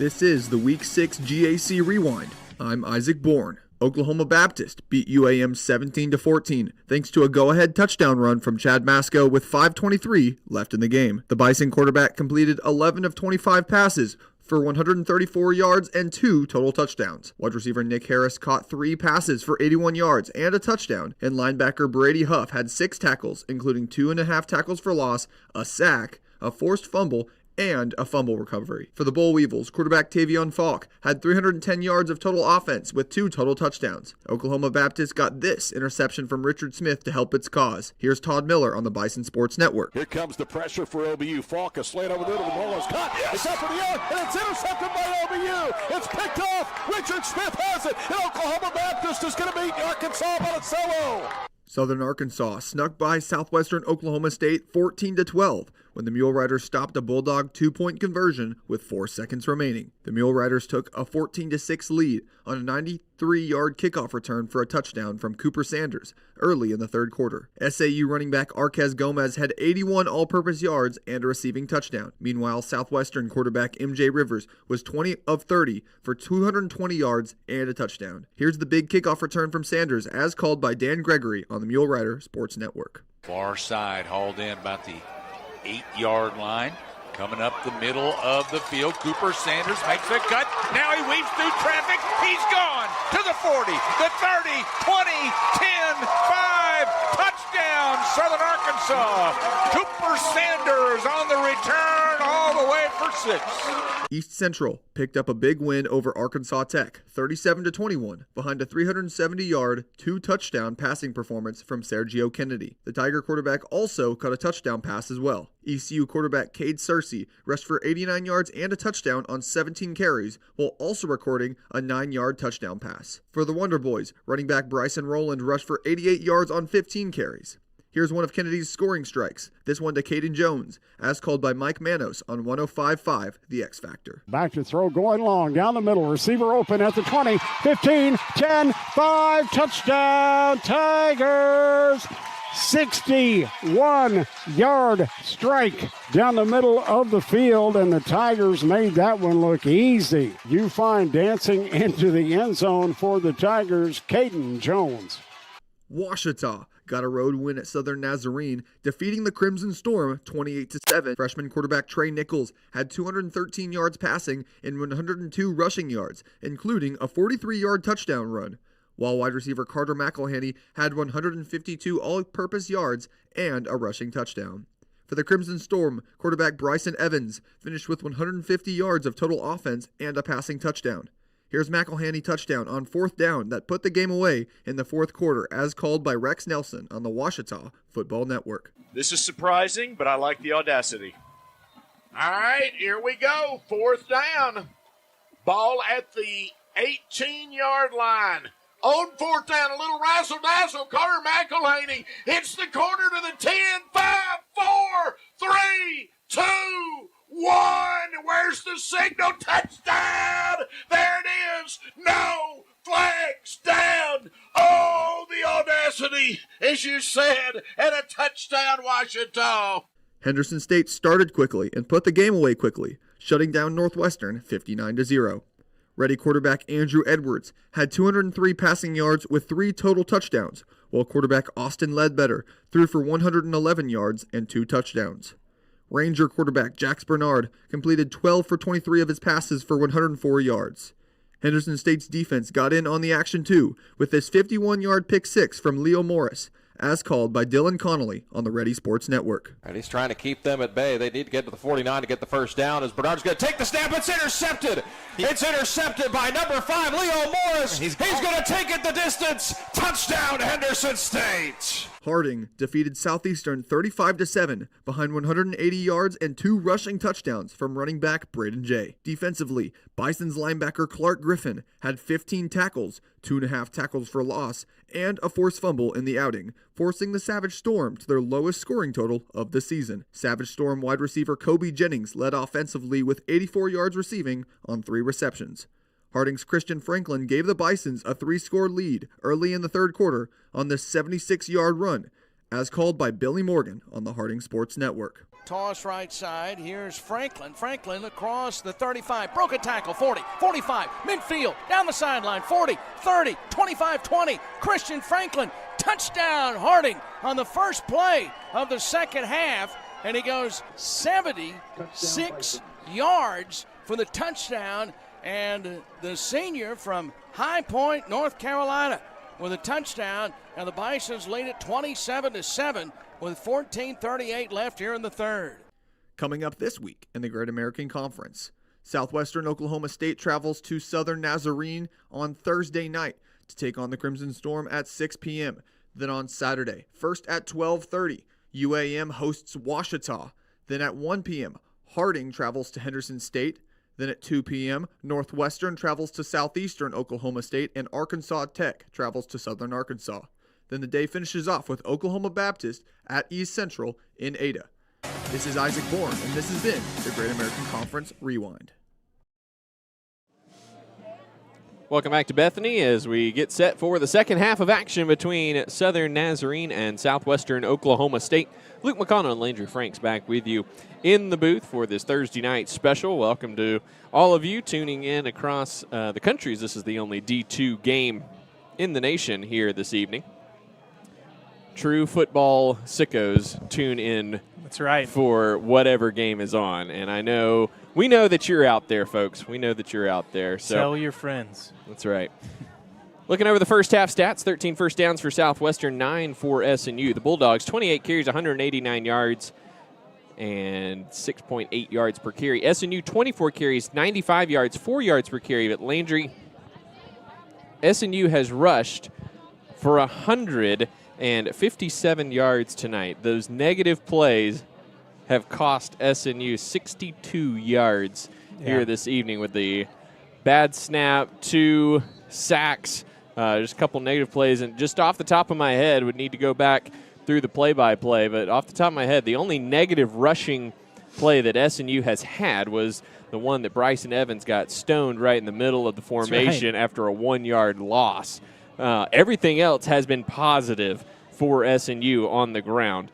So if you can just clean up those little moments, things have gone well.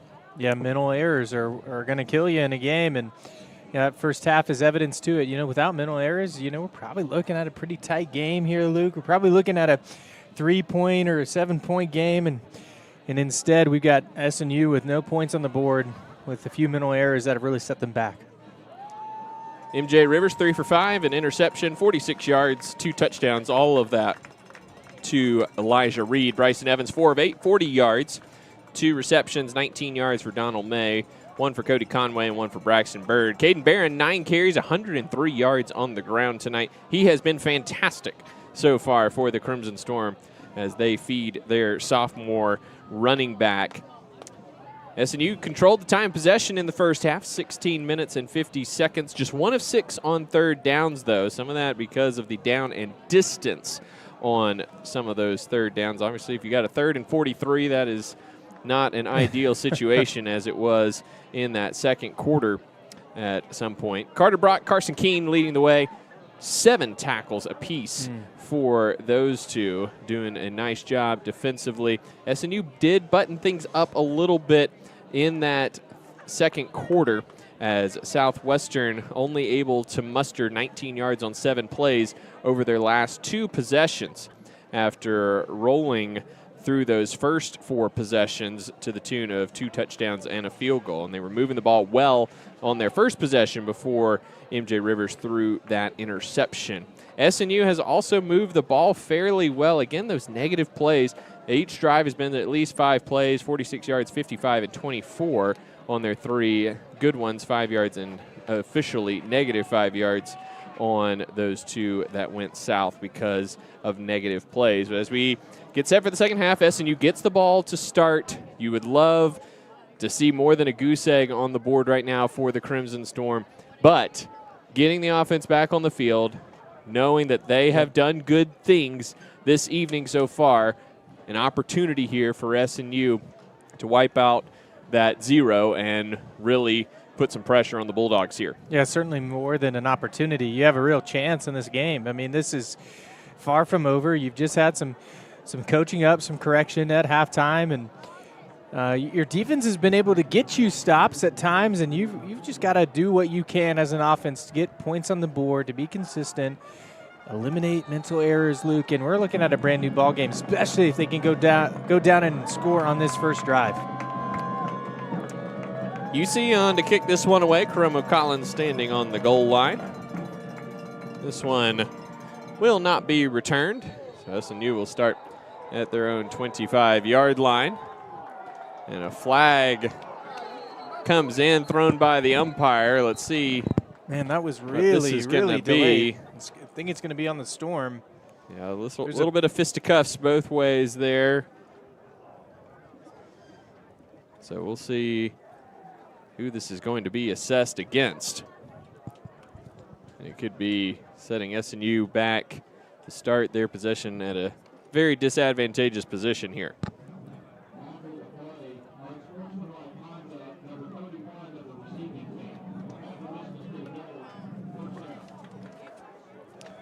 So they're going to tag Michael Okawobi with the unsportsmanlike conduct penalty after the play. So that sets SNU up at the 12.5-yard line. It will still be 1st and 10, though.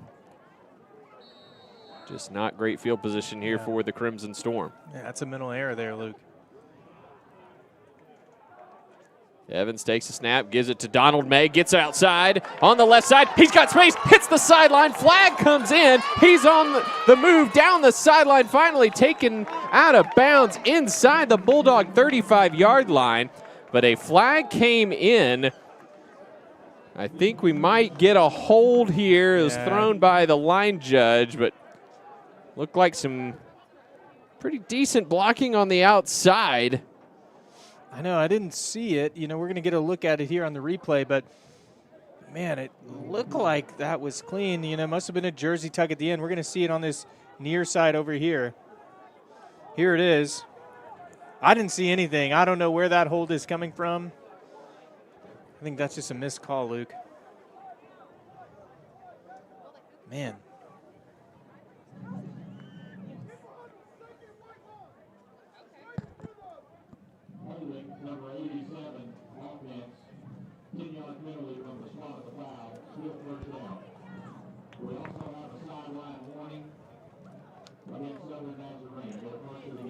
Man, when it rains, it pours. It's just it's going to go on the tight end Conaway. But Luke, I don't know about you, but I didn't see much to be called for a hold there. Yeah, it looked like I think it was Gaddis 87. That's what they called. Oh, excuse me, yeah. But yeah, it looked like he was still moving with the defensive player. If he was foot planted, it definitely would have been a hold. But tough view from this angle. But it's a 3-yard pickup, 1st and 7, or 1st and 6 rather, at the 16. So you like that, and you don't like that though, as Caden Barron taken down in the backfield by number 13 for the Bulldogs. That's Justice Conway on the tackle. That's a loss of 1 back to the 15-yard line, makes it 2nd and 8. SNU quickly to the line of scrimmage, 2-by-2 set. Evans, option look, puts his foot in the ground, cuts up field, spins across the 20-yard line before he's taken down by Miles all the way up at the 22-yard line. And that's going to be 3rd down and 1. Actually, they give him the first down. The line judge overruling the spot of the side judge over on the far side. We're not going to argue with it, Luke, but didn't look like a first down to me. Take the first down, and that's what the Storm needs. You know, not necessarily worried about the clock right now, this early in the 3rd. You're just trying to get first downs, plug away, get yourself in better field position, and get some points on the board. Evans, quarterback draw, and he's taken down. Might have gotten back to the line of scrimmage, but I think Evans missed the hole on that one. Yeah, he sure did. He had space to the right. It's hard to see, you know, when you have big linemen in front of you blocking for you, but certainly something was opening it up to the right side. We're going to see it here. There's going to be space here. Follow those blockers there. And he cuts back the other way into the arms of an awaiting Bulldog. Might still be running You're done right. Yeah, when in doubt, follow your lineman. 2nd and 10. Here comes May in motion. Evans gives it to him around the corner, and Evans bashed out of bounds by Zach Roberts, and a flag is thrown by the field judge as May had some words for Roberts after the hit. Yeah, just another self-inflicted wound there. May, from our vantage point, looked like he was kind of talking over that defender on the ground. And you do that anytime, you're going to get flagged.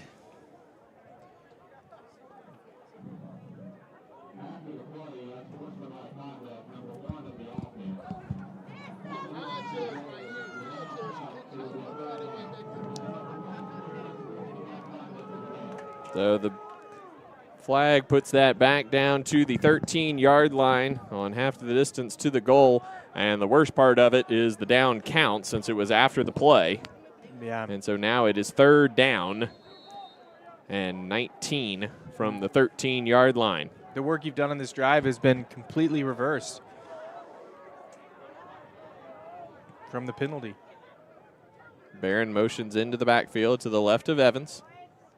Evans back to pass. Quarterback draw all the way.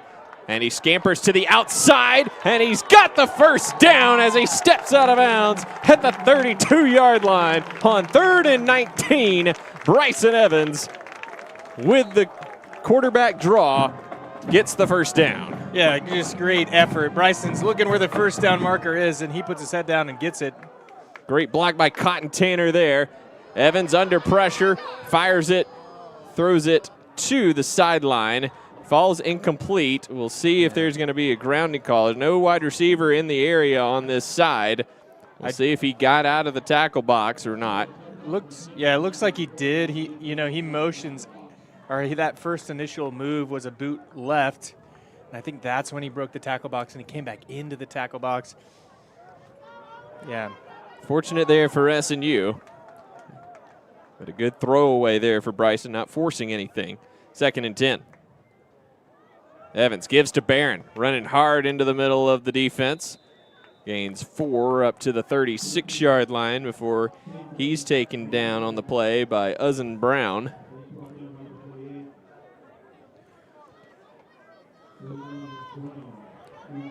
So 3rd down and 6. S&U goes quick on the bubble to Devon Sparks, trying to get outside, shoved out of bounds after he had already stepped out. It's just a short gain of 3 up to the 40-yard line. Yeah. 4th down and 2, and Coach Hayda trying to decide if he's going to go for it or not. Yeah, he's certainly going to line him up. Whether he punts or not is to be decided, but he's going to, at the very least, try to get this defense to jump offside to get them a free first down. Just kidding. 0 for 2 on predictions today from me. The punt team comes out. 10 seconds on the play clock. So a bit of a fire drill situation here. Yeah, and they have to wait for them to sub. It's going to be a penalty on the Storm.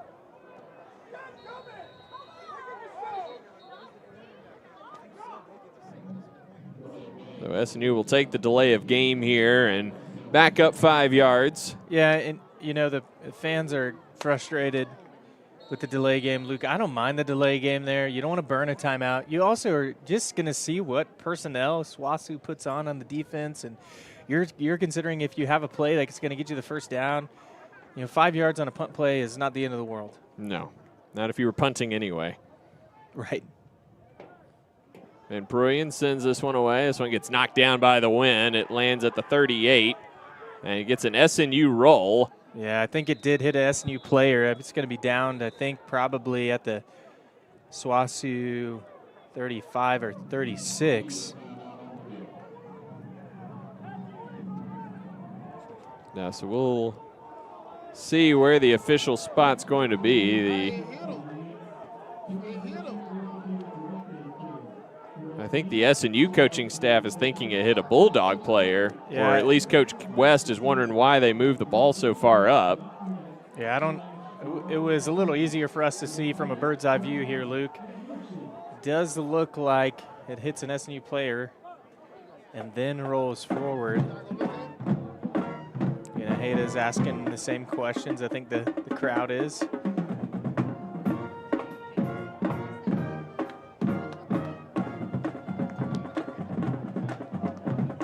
So the SNU offense comes up empty once again, and again, some mental errors on that with the unsportsmanlike conduct. You see the ball come down, and it might have deflected off of number 59 there before he went and fell on it.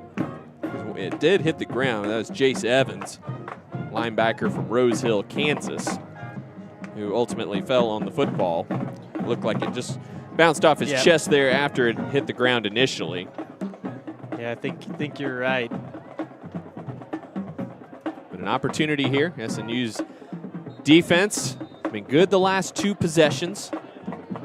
We'll see what they're able to do here against Bulldogs offense that for the first 4 drives of the game didn't see a ton of resistance, particularly between the tackles. Everybody in tight with Michael Doctor spread out wide to the left. Red Martell, 105 yards this evening, has it going right, and he's got space before he's tripped up. Elijah Simons over there on the tackle. Taking down the redshirt freshman out of Beggs, Oklahoma, up at the 41-yard line, gain of 7. 2nd down and 7 here for the Bulldogs. Yeah, Beggs, Oklahoma, what a name for a city. Also, pretty solid little football program Absolutely. Out of Beggs. Kendall Daniels for University of Oklahoma, out of Beggs as well. Here's Martell. Found some traffic in the backfield, but was able to get up for a gain of 2 up to the 43-yard line. So 3rd down and 1 here for the Southwestern Oklahoma State Bulldogs. And again, they bring out Etheridge. Yeah, man, I just don't understand it. This is a prime opportunity to run the ball or do a play action. Now they do have Martell running back. This is a similar formation, but still. Etheridge takes a snap right into the teeth of the defense, and he just barely got it. Oh, man. Yeah, he's going to get it, but he got it by a nose, and his back's going to hurt tomorrow after that tackle. Again, Luke, I just am a little stunned. Not sure what the point is there. You know, maybe they're trying to get a young guy some reps, like what they see in practice, I'm sure.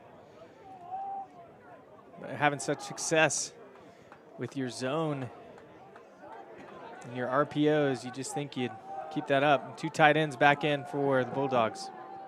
Both of them stacked to the right. Martell runs to the left, met in the hole by Tyler Ulrich, spins off a couple of tackles before he's finally taken down up at the 48-yard line of SNU. He's running hard, and he's making SNU work for every tackle. I mean, they had him dead to rights at the line of scrimmage and were unable to finish the play. The defensive front does look a little more composed so far this half, Luke. SNU's been rolling 4 deep, 4 linemen.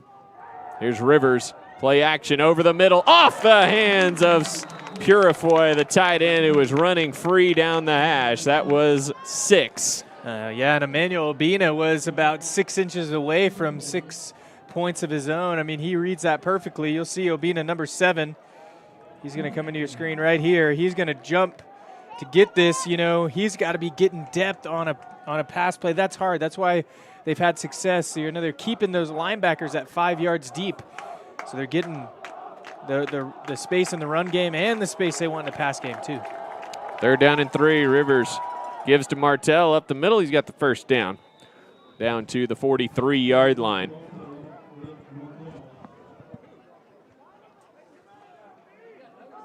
So 1st and 10 for the Bulldogs. 8 minutes to go, 3rd quarter. Southwestern leads this one 17-0. Largely on the backs of the tremendous rushing output. Rivers turns and gives to Martell. Martell dances to the outside on the right side. Cuts upfield inside the 20-yard line. Finally wrestled down from behind by Seth Sproul at the 17-yard line. And Martell showing some excellent vision, bouncing that one to the outside. He originally ended up in Lawrence at Kansas. He was a spring 2024 enrollee, but transferred out of the program by April. But The Bulldogs have themselves a dude at running back. Now Quaylen Goodman jumps offside. You know, there was a SWASU player that jumped off too. I do think it's on the defense, but I don't know. You called it, Luke.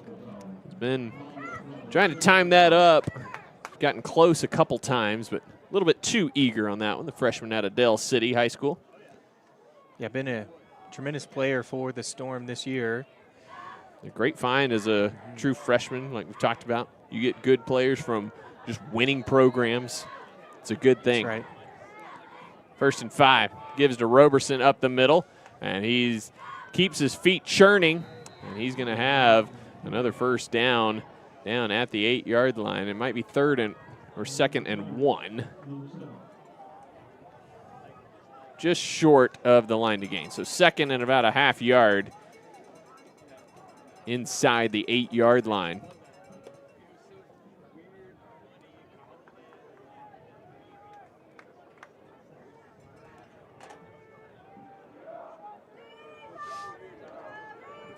Got a quarterback change again. And again, SNU jumps and gives a free first down to the Bulldogs. There's at least a discussion about it this time.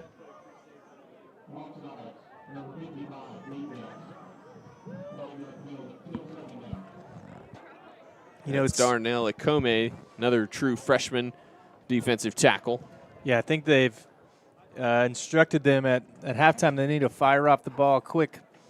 But some of the result of that is the hard count is making them a little antsy, jumping off sides from the D tackle position. 3 wide receivers left, 2 tight ends stacked on the right. Etheridge is the quarterback. Takes a snap, follows those tight ends, and he's going to be stood up, but he spins and is carried into the end zone for another Bulldog touchdown. And Southwestern physically imposing their will on the Southern Nazarene defense here tonight. Yeah, they go up 23-0. Certainly are. They're running whatever play they want and having success on it, Luke, and that run game has been the Achilles heel for the Storm all evening. Extra point is up and good. So with 6:18 to go in the third quarter, our new score, Southwestern 24 and Southern Nazarene 0. We'll step aside for a timeout. We'll come back with the SNU offense after these messages. Renew is the University Counseling Center. We are located at 6710 Northwest 43rd Street, just north of the Webster Commons. Renew offers a variety of services, including individual counseling, couples counseling, and psychoeducational workshops. The first 5 sessions for students are free, and students will never pay more than $10 per session. Faculty counseling is just $40 per session. Renew is open Monday through Thursday from 9 a.m. to 8 p.m. and Fridays from 11 a.m. until 6 p.m. For more information, visit renew.snu.edu or email renew@mail.snu.edu.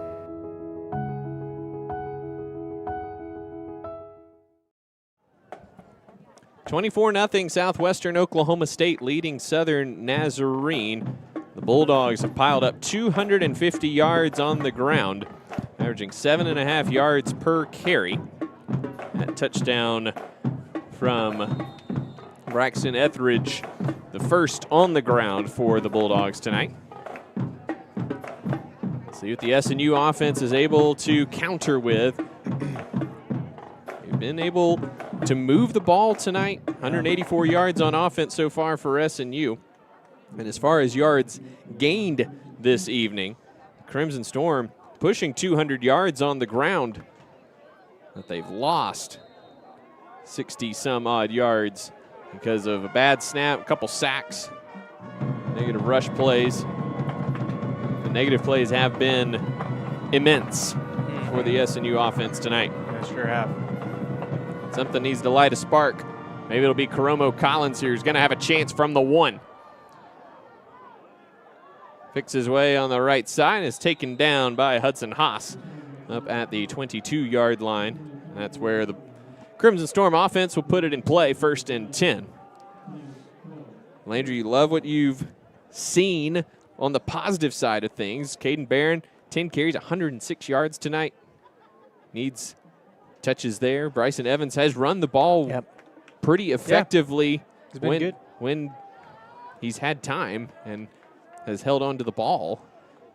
That lost snap, certainly a big one. Give is to Braxton Bird, trying to get outside. He's running backwards, and he is wrestled down for another massive loss back to the 12-yard line. Loss of 10 as Malcolm Murphy, the cornerback, got over there and made that play. Yeah, I think every wide receiver on that side was beat. And their blocking scheme, you know, they have the numbers to that side, but unable to do anything.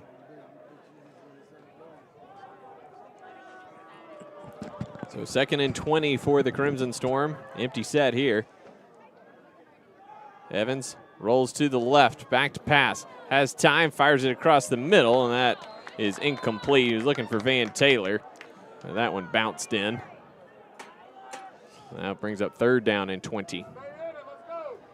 Taylor's open. He sure was, yeah, and that's a hard throw to turn your feet, set, and throw to a guy who's attempting to settle in the zone. I don't know if we're going to see his route here, but he's not completely stopped when that ball is thrown. He's still moving.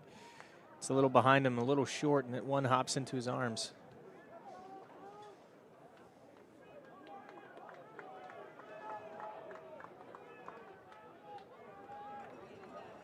Third and 20. Evans back to pass, has time, hits Donald May, and he got away from a defender. Across the 40 with blockers in front. 50, 45, 40, down the far sideline goes May. And he's finally chopped out of bounds inside the Bulldog 15-yard line. Man, what a catch. That first move, you're going to see it here when May catches the ball. Number one, it's happening right here. He's going to make a man miss, and that springs him up for the running. But, man, there's tight ends blocking down the field. Oh, man. There's a flag down. It's going to negate a large portion of the gain, but it is 10 yards from the spot of the foul, so it will still be a 1st down for the Crimson Storm. And I think, Luke, you correct me if I'm wrong here, I think they got the backup tight end again on a hold. Gaddis on that far side, that's where the flag was thrown. You know, that one might have been more convincing than the first. But another penalty bringing this offense back. 1st and 10 at the 43-yard line. The give is to Manuel, running left, puts his head down and barrels ahead across the 45 to the 46-yard line for a 3-yard pickup.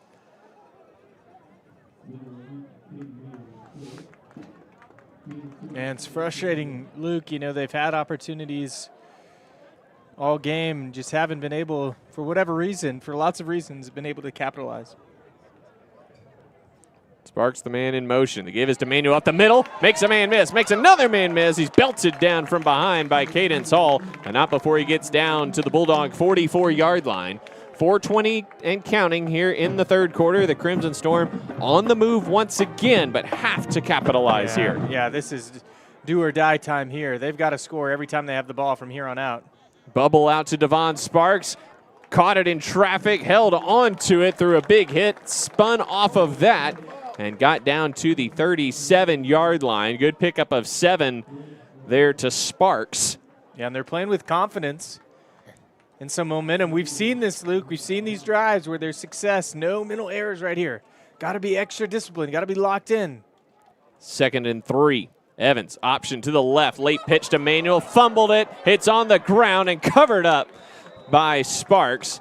But another loss back to the 42-yard line. A loss of 5 will make it 3rd down and 8. Yeah, glad it's not a turnover there, but, man, you know, it's a late pitch. It's a tough play, but it's one you got to catch. Got to have it. Need a big 3rd down conversion here from the Storm. You think in 2 plays here, you know, really from here on out, you're going for it if you're within range on 4th down. unless you lose yards here, it's 2 plays. 3 wide receivers right. Caden Barron split out far to the left. Evans takes the snap. Back to pass.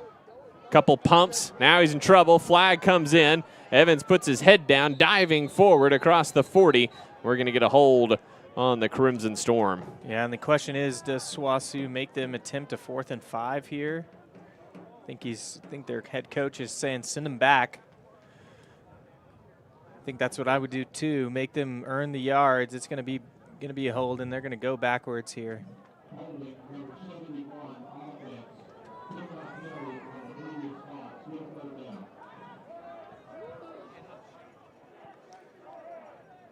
So the 10-yard penalty moves the ball back onto the SNU side of the 50 at the 48-yard line. You love the creativity there by Evans, but on a play where the offensive line thinks they're doing short pass pro, those were short routes that were all being run by those wide receivers. Any change of movement, those defensive tackles are looking at the quarterback. They're going to shift certain ways towards the quarterback, and when they do that, it's pretty easy to get a holding call because those jerseys go with the player. 3rd and 18. Evans escapes. Runs parallel to the line of scrimmage, nearly intercepted as Zach Roberts jumped in front of that pass. He was looking for Donald May. That brings on the punt unit and Cameron Van Pruyen. So again, some errors down the field on the long Donald May run, and a hold and a dropped option play lead to SNU going backwards and punting with no points once again. Yeah, and even the beginning of that drive started with some penalties. It's just you got to get out of their head a little bit and play a little free. And Pruyen, beautiful spiral punt, angling to the sideline, and Jet catches that right on the sideline out of bounds at the 11-yard line. Very nice kick there by Van Pruyen, pinning the Bulldogs inside their own 15-yard line. With 2:12 to go in the 3rd quarter, the Crimson Storm facing a 24-0 deficit. And the defense needing to generate something to shift momentum back to the sideline in gray below us.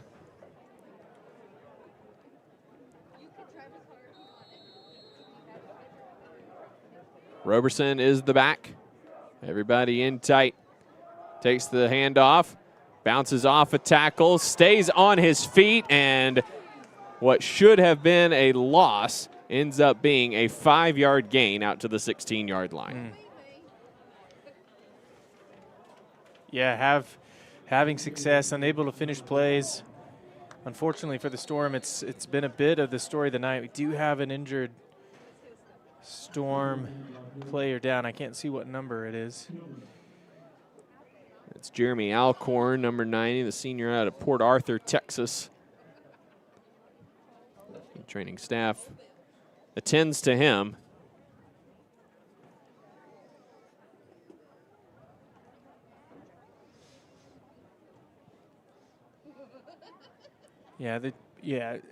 This game is, not for lack of opportunities. On his feet, walking off. It's good to see. Not for lack of opportunities from the Storm, but it just seems like the Bulldogs are having success on those kind of nitty-gritty plays. Those things. There's a little bit more discipline, a little bit more edge to the Bulldogs tonight, and it's been the difference between Storm and SWOSU.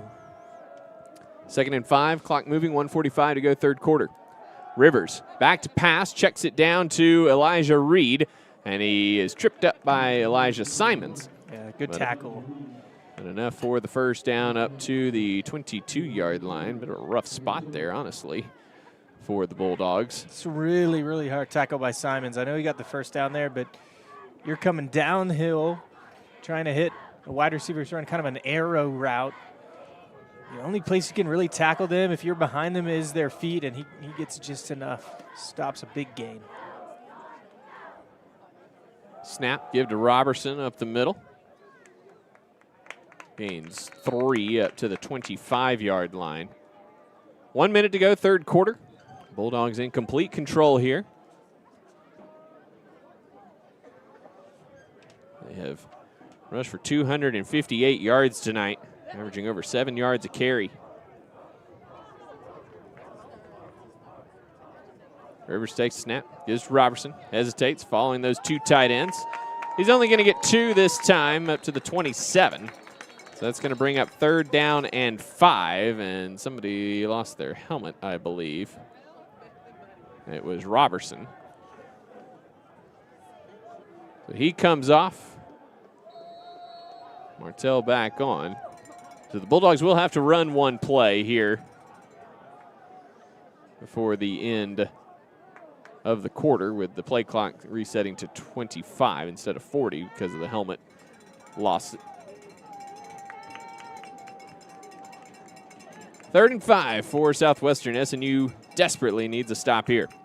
Rivers takes a snap, straight drop, back to pass, has time, escapes to the left, tries to run through Ethan Miner and carries him across the line to gain. Rivers, a big guy, 6'4", 230. Ethan Miner not able to bring him down before he got the requisite yards for a first down, and that is the end of the third quarter. 24-0, Southwestern leads Southern Nazarene. The Bulldogs with possession of the football when we come back for the final stanza here in Bethany. Don't go anywhere. We'll be back. This is SNU Football. If you're watching our live stream, welcome. My name is Danny Thomason, and I'm the Director of Intercollegiate Athletics here at Southern Nazarene University. We're glad that you're enjoying our live stream. I just want to let you know that we believe that we can impact our student athletes here at Southern Nazarene University in 3 really important ways. First and foremost, always spiritually. We want our student athletes to grow spiritually. Secondly, we want them to grow academically. We want them to walk across that stage and get that degree, which is so important in their success in life. The third way is we want your athletes to be successful in their chosen sport. And we have an incredible staff of coaches and support staff that help them to do that, and a lot of resources. So thank you, and if you want more information about Southern Nazarene University Athletics, go to snuathletics.com, snuathletics.com, and remember, always bolts up. Woo! Welcome back. 15 minutes to play here in Bethany. Southern Nazarene trails Southwestern 24-0. Bulldogs with possession and a first down from the left hash. Rivers pulls it out of Martell's belly, tried to hit Baylor Nash on the post route, but threw it over his head, incomplete. And that Landry would imagine would be just a rep for rep's sake there from offensive coordinator Boone Felt for the Bulldogs. Yeah, that's right. It seemed like pass all the way. There was a play fake, but you have the quarterback looking at that kind of skinny post the whole time, just trying to get the ball in the air. 2nd and 10. Give is to Martell, trying to get outside. Flag comes in. We're going to get a hold. Martell forced out of bounds by Ben Rutherford after a gain of 4. And Landry, that's one thing that this Bulldogs formation has thwarted for SNU. It is a hold on the Bulldogs. It looked like the Bulldogs had the second string offensive line in for those 2 plays. Yeah. And the starters quickly back out on the field. But Ben Rutherford for SNU at that rush position has been really good this year. 4.5 tackles for loss, 27 tackles. And he's basically been played off the field tonight because SNU's had to go to 4 defensive linemen in order to counter this strong between the tackles running attack. Yeah, and even then it's been a tough night. They've just running the ball so well that the play actions worked well. 2nd and 20. Rivers in trouble. Gets away from one SNU defender and finally taken down. Jake Wright. Who else? Quaylen Goodman also back there for the sack back at the 17-yard line. And again, this SNU defense standing up when they need to. And in a pure pass situation, SNU able to get home. Yeah, Jake Wright's the one that applies the pressure first, makes him go outside the pocket, doesn't give up on the play when he misses the tackle, but comes back around and finishes it off. So now 3rd down and 25, and if you're SNU, just get the guy on the ground here.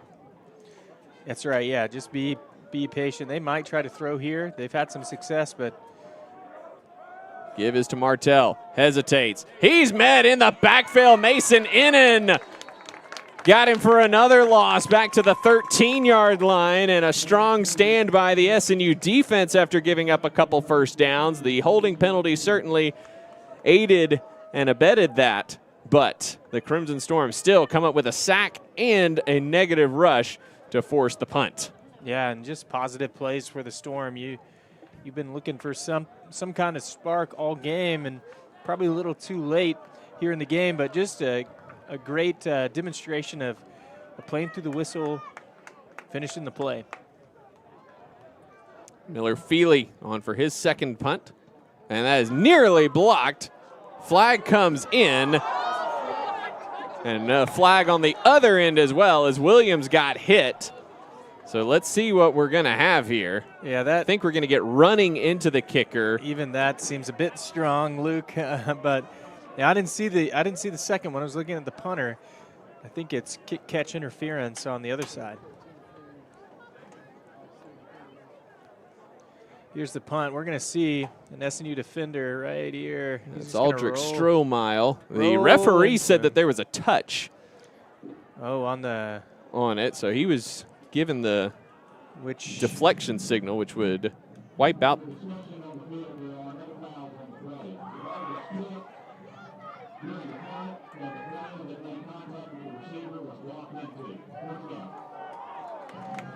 Okay, so 2 flags, both of them wiped off. The official said that the punt was deflected by Aldrich Strohmile. So good effort there from him. And then on the other end, Desmond Williams was collided by a SWASU defender, but the ruling is that the defender was blocked into him. So no fouls either way. SNU with great field position at the Bulldog 46-yard line. And once again, Landry, got to take advantage here. That's right, yeah, good field position. Yeah, you need a touchdown. You need points on the board, and this is the chance. If there's any, this is it. Yeah, it's the tight end to the right side of the line. Evans, quick pop pass, and it's knocked down at the line of scrimmage. Bird was open right in the middle of the formation, but sure was, and he had at least 5 or 6 yards of green grass in front of him. Jeremiah Tubbs, who got his hand up and deflected that one. Yeah, he had the celebration to prove it afterwards. It's not too often defensive tackles get to touch the football, so there's often a bit of excitement. Here's Evans, late pitch outside to Barron. Oh, beautiful move, got around Roberts, downfield, spins inside the 30, pinballing off defenders all the way to the 21-yard line. Oh, they're actually going to mark him out at the 25. Yeah, that's a rough spot. I couldn't tell if he stepped out. The official will have a better view, but, man, he is just making men miss, and he's not going down easy. He's making everybody tackle him. He definitely did not step out. He did not. Evans, pump fake, fires it down the sideline. He's got Bird at the 10, and he's down at the 5. You got to speed up here. You need a touchdown quick. You know, it's interesting. SWASU seems to be switching out a lot of players. They're only up 24. And now the Bulldogs are going to take a timeout, not being able to get the signals in quickly enough. So it'll be immediate timeout as well. We'll take it as well. 12:20 to go in the ball game. 24-0 Bulldogs at SNU, knocking on the doorstep here at the 5-yard line. We'll be back after these messages. One of my favorite things about SNU was the relationships I was able to have with people, with professors, with friends. One thing that was purposely different about SNU was the integration of faith into the academics. I feel like I learned so much from that helped prepare me for life after college, to be a husband and someday to be a father. It was a really, really transformational time in my life. My degree could have come from anywhere, but my relationships with people, I know I would not have gotten anywhere else. Go to snu.edu to apply or to schedule a visit. SNU inside the red zone for the first time this evening. Yeah, and here's the pump fake. It's the pump fake to Donald May, and then it's just a pass down the sideline. And Bird is wide open. And nearly, if he keeps his feet, he's probably waltzing into the end zone there. couple options there, it looked like. Bird was on the sideline, but Barron was a little bit more on the numbers, and he was wide open as well. Evans kind of had his pick over there. Well, they've run the screen well all game today. You know, that's something that has been so strange about this game. SNU has gotten to do what they want to do offensively. They run the ball inside. They've run the ball outside. They've passed the ball down the field. They've had good success on play action. Now they got to finish. Yeah, that's right, but they haven't finished. Evans, quarterback power up the middle, and he's taken down at the 2. Second down and goal. Ended up Evans against 3 Bulldogs. Bryson's a tough guy, but yeah, not odds not in his favor there. But that's right. Gets it halfway home. That's right. Yeah, and you got 3 downs to get 2.5 yards. That's here. Exactly right. And you want your best plays. You know, you're not going to rush and run something simple or something you're not used to. You want your 3 best plays here. Evans gives to Barron. Barron spins off 1 tackle, keeps his feet. And he's down at the half-yard line. And there's a Bulldog player down. It's Justice Conway. He is in some pain here. Immediately took his helmet off. Training staff tending to him. The ball spotted inside the 1-yard line. Barron now over 130 yards after that 2-yard carry. On 12 carries here tonight. He has been fantastic. Another good run here. We're looking at it. Makes 1 man miss there. Nearly 2. Gets us about 6 inches away from the end zone. Nearly lying on top of Tristan there. Looking at the left ankle of Conway. Junior out of Newcastle High School, just down the road.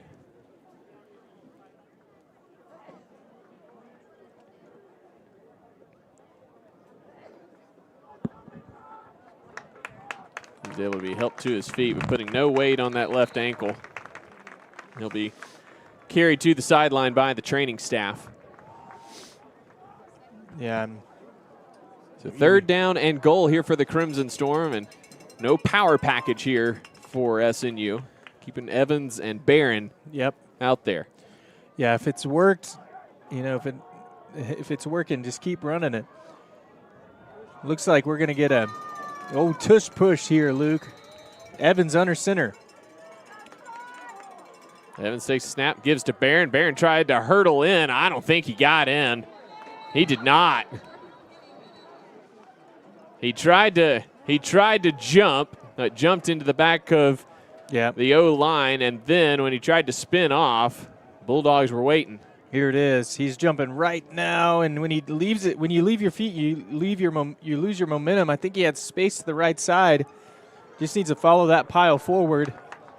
We're going to try it again with Caden Manuel. Lined up at the 5-yard line. 2 tight ends to the right. Manuel takes a snap, counter, and he jumps into the end zone, and SNU is on the board. Yeah, he looked like there was some outside pressure, and he puts his foot in the ground, and he's able to find the hole in the defense and scampers his way in for the first points for the Storm tonight. And SNU's going to go for 2 here. Yeah, you're playing the numbers, right? You don't field goals do you no good. It only makes you have to score 4 times, but if you get 3 touchdowns, 3 2-point conversions, theoretically it's a tie ball game. You also need your timeouts to work well for you and a turnover.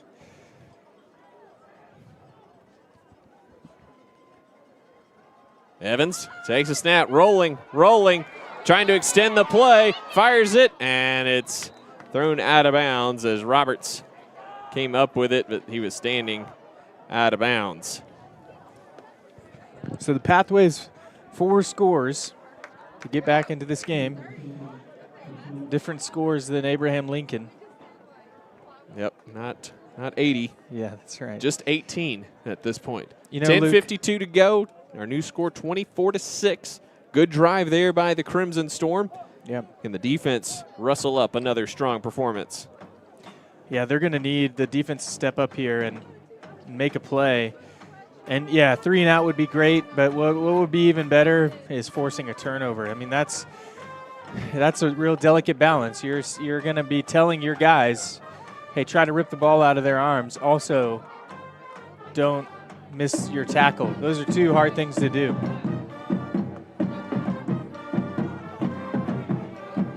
You know, I wouldn't be surprised if we see something like a high onside or a pooch kick here just to throw them off. SWASU's in their onside formation. See if they spread out. Yeah, they got 6 men at the front line. Oh, man, this kick it deep to the 10. It's wide open. Van Proyen runs up and just blasts this one into the end zone. Yeah, You know, you're telling your kicker before the play, hey, you're saying, hey, deep right, or deep middle, and then you're sending them out there. But when you have a kick return team that's lined up in offside and you're kicking a regular kick, you actually want to kind of shortchange that, make them field it in a weird position. They only had 2 guys back there. You put that ball, you even squib that ball on the 30. You know, you have all kinds of things that could happen. Yeah, it's hard. It's easy for you and I up here, me in particular, to say, hey, that's what they should have done. Do they give kickers audible power? I don't. You know. Here's Martell running right, and he is forced out of bounds. Might have gotten back to the line of scrimmage at best. And he got pushed out of bounds, which I guess at this point doesn't. It'll save a few seconds. Well, nope. Should have saved a few seconds. The clock's still running. The clock never stopped. So it is a loss of 1 back to the 24-yard line. You know, I think maybe Vinatieri had audible power. It's probably about it. Pat McAfee had it one time, and it was a disaster. Yes. So. Infamy. Infamy right there. So 2nd and 11. Rivers turns, gives to Martell, and nothing doing right in the middle of that defense. They'll generously give him the 25 and a half.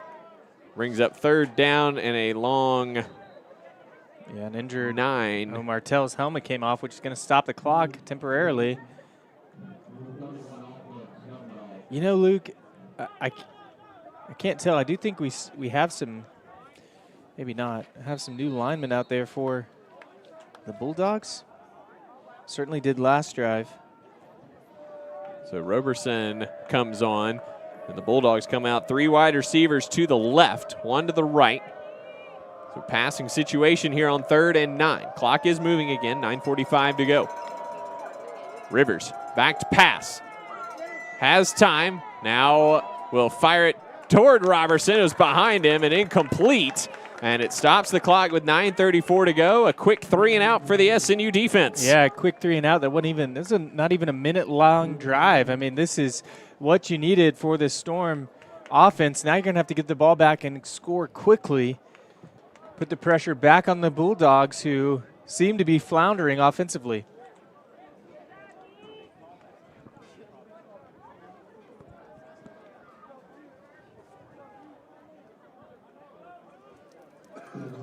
So Miller Feely on to punt. Des Williams standing back at his own 40. Good kick from Feely. High kick. Williams catches it at the 30, and he is going to be crushed at the 26-yard line. Williams did not call fair catch, and he paid the price. Yeah, he sure didn't. He was returning that all the way. Spun away from the first one, and kind of a dangerous thing, too. Des coming off a concussion a couple weeks ago. Certainly hope he's all right. Yeah. He's played well at safety, a role that he is learning more and more. Seems to be okay over there on the sideline. But here's the SNU offense, 1st and 10 from their own 26, 9:24 to go, trailing 24-6. Still a lot of time left in this one.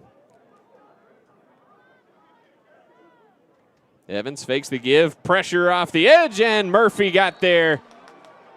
Coming in from the corner blitz. Beautifully designed there from the Bulldogs.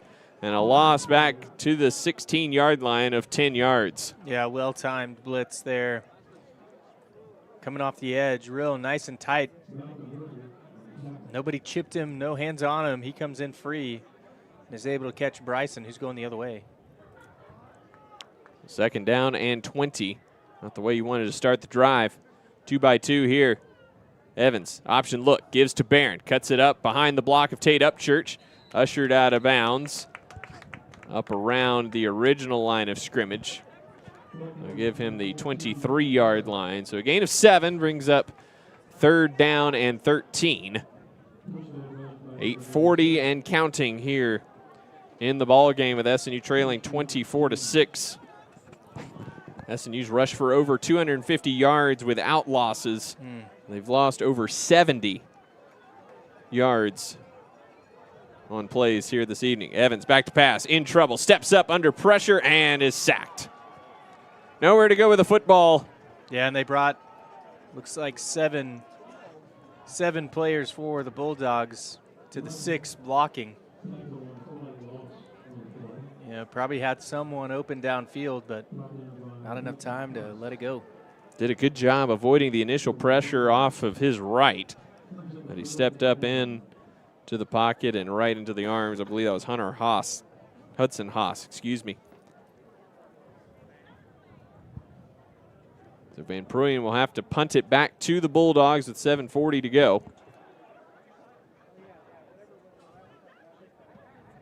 And he gets off a nice punt. Jet fields it at the 38 and goes down to a knee to get it.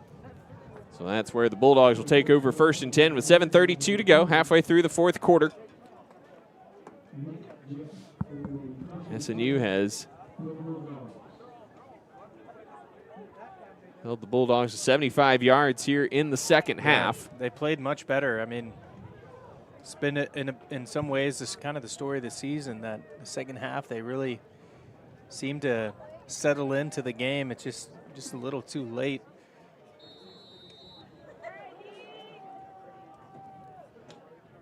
Etheridge gives to Norris running left, scoots through the defense and is finally taken out of bounds on the far side by Elijah Simons down at the SNU 48-yard line. So the Bulldogs mixing things up offensively here.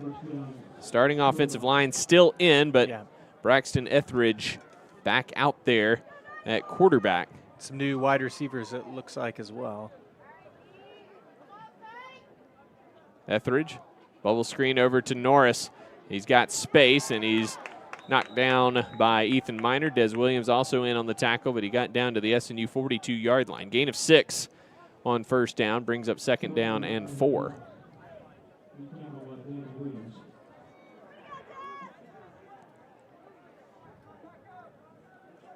Bit of an odd time for the Bulldogs to decide to start throwing it. Yeah, and maybe that's what they feel more comfortable with this quarterback. Here's Norris up the middle, and he is knocked down at the 39-yard line. It'll be 3rd down and 1 for the Bulldogs with 6:20 to go. It also might be a little easier. Those little bubble screens are easy to match up. You're not overcomplicating your offense when you put new people in. But yeah, it is surprising. You think just the inside zone might be the most foolproof plan. You've had success all night. 3rd and 1, everyone in tight except for Michael Doctor out to the right. Etheridge straight ahead, and he's got the 1st down to the 36-yard line. Yeah, and we're going to see the Bulldogs here, I would imagine, Luke, just take every second of every the play clock from here on out, ticking under 6 minutes. You know, they're thinking this is the last drive of the game. Storm defense is going to have to prove otherwise. Etheridge takes a snap. Norris running right, bounces off the tackle attempt of Fairchild and taken down at the 31. So another gain of 5. Odd that Norris, the wide receiver, is getting the running back snaps here. The Bulldogs have already gone 3 deep at running back. Feed the hot hand, Luke. Now he's lined up at running back. Interesting. Across the board here. It's Darren Sproul over there. 20 on the play clock, 5 on the game clock as Etheridge checks to the sideline. Imagine it's quarterback run here. Takes a snap, gives to Norris again. Right up the middle he goes, and wide receiver able to get 3 yards down to the 28-yard line. And if you're Coach Hayda, want to start thinking about those timeouts. Yeah. With 4:30 to go, but you got to get a stop first. Yeah, you certainly don't think about the timeouts until there's another first down, and even then, Luke might just be trying to finish out this game well and finish out it strong. Roberson's back in there. 2 wide receivers right, 1 left here for the Bulldogs. Etheridge follows Roberson, met in the hole by Brock, but he runs through him across the line to gain to the 25-yard line. And now, helmet came off of Carter Brock, so he'll have to come off for a play.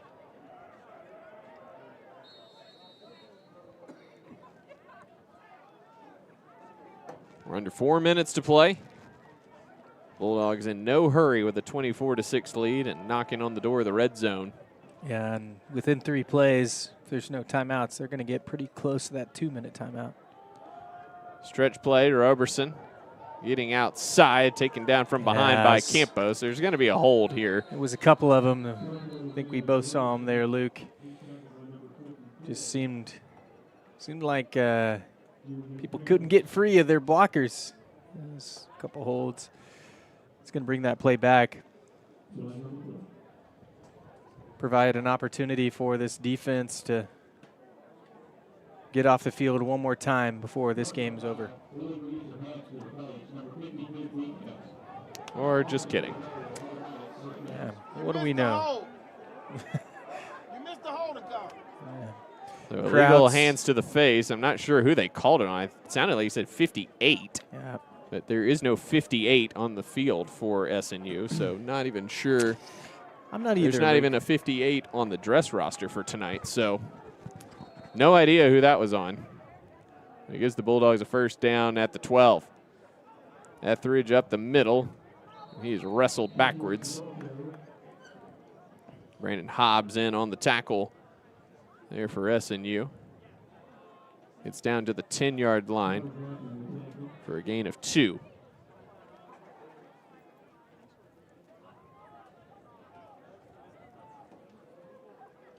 Tough carries here for Etheridge with the SNU defense doing everything possible to try to force a turnover, and he's got to sit there and wear that a little bit. Yeah, he sure is. I mean, he's going to get some bruises and have a low snap count. Another offsides from the Storm. It's just those small things. You know, you put some freshmen at the defensive line, that experience to just be patient, to watch the ball. It's just, you're thinking too far ahead of yourself in the play. Only experience can solve some of those. Etheridge trying to bounce it outside, gets off 1 tackle, trying to stiff arm his way in, but he's going to get the first down. Yeah, that was a tough run by Etheridge. Good tackle. You know, they don't look pretty, but when you tackle someone who's stiff arming you, it's actually quite a skill. You got to get your arms extended. You got to grab onto their body. It's no fun to get stiff armed. Robertson back out there as we tick down toward the 2-minute warning. Etheridge follows him, and he's in. Touchdown, Bulldogs. 2:08 to go. The Bulldogs with an emphatic finish as they are able to force a 3-and-out on the Crimson Storm offense and then march right down the field 63 yards in 11 plays for another touchdown. And that is the icing on the cake of this one. SWASU just imposing the run game on this SNU defense. A tired defense, been on the field a lot. and is able to finish this game out. Extra point.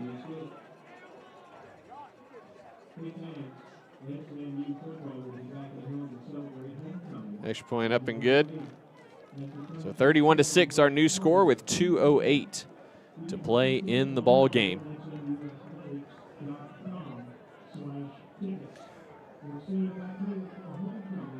Yeah, I wouldn't be surprised to see some new faces for both sides of the football here in the last 2 minutes. You're trying to protect people from injury, but also give some younger guys some experience. Certainly special teams is going to look largely the same.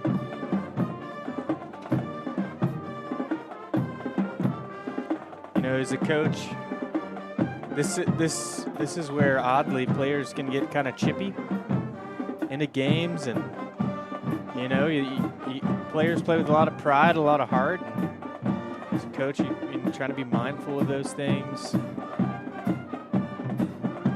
making sure guys are, you know, still finishing through the whistle, but nothing past that.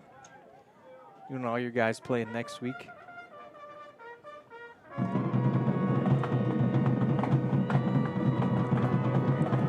Jeromo Collins standing at his own 5. You see the run up and the boot.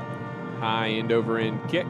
Devon Sparks fields it on the run at the 30, makes a man miss, and he is down the sidelines before he's wrestled down from behind by number 28 for the Bulldogs, Ezen Brown. So nice return there by Devon Sparks. Gives SNU 1st and 10 in Bulldog territory at the 46-yard line. Yeah, it was a good run by Sparks, man. He's quick, shifty feet. He's had some good moments this season, certainly. 2:01 to go in the ball game. This will be the final play before the 2-minute timeout. SNU starter still out there. Evans, counter handoff, looking for Caden Manuel. Got away from one tackle twice, and he crosses the 45 down to the 44. A nice run there by Manuel, who nearly lost 6 yards twice on the hands of Daniel Nelson, but he was able to get away from him and able to pick up 2 yards, and that is the 2-minute timeout. 1:53 to play. Bulldogs lead this one 31-6. It has been a frustrating night for the Crimson Storm, averaging 4.5 yards per play this evening. They have held the ball well, moved the ball extremely well, but you look at those rushing numbers, over 70 yards lost on plays here tonight. And the negative plays hurt. They put you off schedule, but the level of negative plays tonight has been tough, really tough to overcome. Yeah, and you add the penalties on top of that, Luke. It's just been a lot of negative plays. And honestly, too, you've had some successful plays and two kind of big pivotal plays in the game where it was still very much up for grabs that were called back by penalties, you know. One of those, I think, will potentially be sent in by Coach Hayda for some review. But, there's a personal foul penalty on the kickoff return to start the half. I mean, you're just putting yourself in positions where it's going to be tough to win. It's going to be tough to make successful choices. Evans rips it down the seam, incomplete. He overshot it. Gaddis. Yeah, and he was there. Maybe a foot too tall for Gaddis there, who might have waltzed into the end zone if he were able to haul that one in.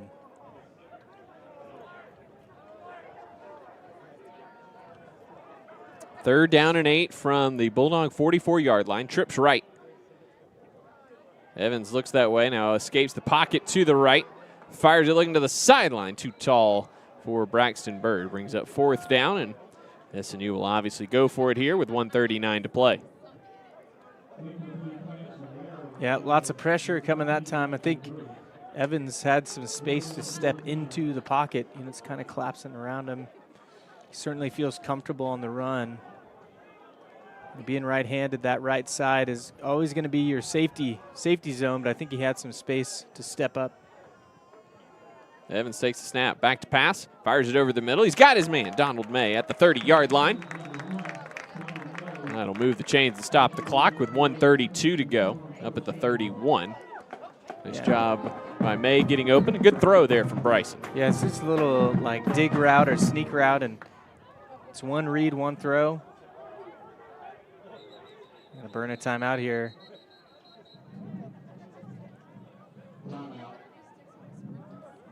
Don't think they had the right personnel in. I don't know if it was the right personnel. It certainly wasn't lined up correctly, regardless. 2 timeouts left for SNU with 1:22 to go. SNU goes on the road the next 2 weeks, at Northwestern next week. And if you are Crimson Storm, you certainly feel pretty good going into that one. Northwestern has struggled mightily all season long, but you can't expect SNU to go in there certainly overconfident by any stretch. But it's a game that SNU can go up to Alva next week and be confident that they can have success. They've had good success tonight, moved the ball extremely well. Again, just those big negative plays throughout the evening. Then they're on the road the following week at Arkansas Tech. The Wonder Boys under Coach Roy Thompson came over after serving as defensive coordinator at Ouachita Baptist, have done well this year in his first season. So that'll be another tough one on the road before they take on the Bisons of Harding here on homecoming, November 8th, and they finish out with Senior Day on the 15th against Oklahoma Baptist. Evans back to pass, fires it, too tall for Bird, and nearly threw it into the arms of a Bulldog defender. That was Sir Christian Johnson, who is on the turf, but still nearly ended up with an interception from his back. He seemed like he might have been frustrated that he didn't catch it from the ground somehow. Bulldogs still sending a decent amount of pressure.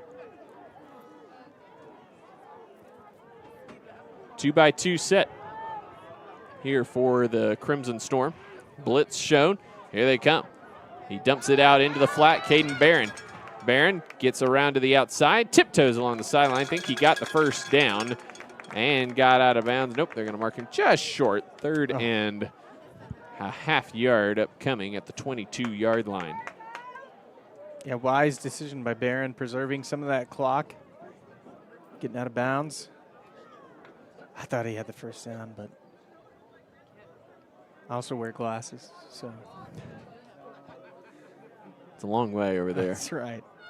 Third and 1. Another blitz coming. Evans sees it, gets upfield, and he's going to be taken down at the line of scrimmage. Coach Hayda burns a timeout with 1:01 to go. It'll be 4th down and 1.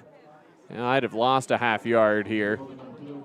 And there's an SNU offensive lineman down. And that's the center, Evan Sullivan.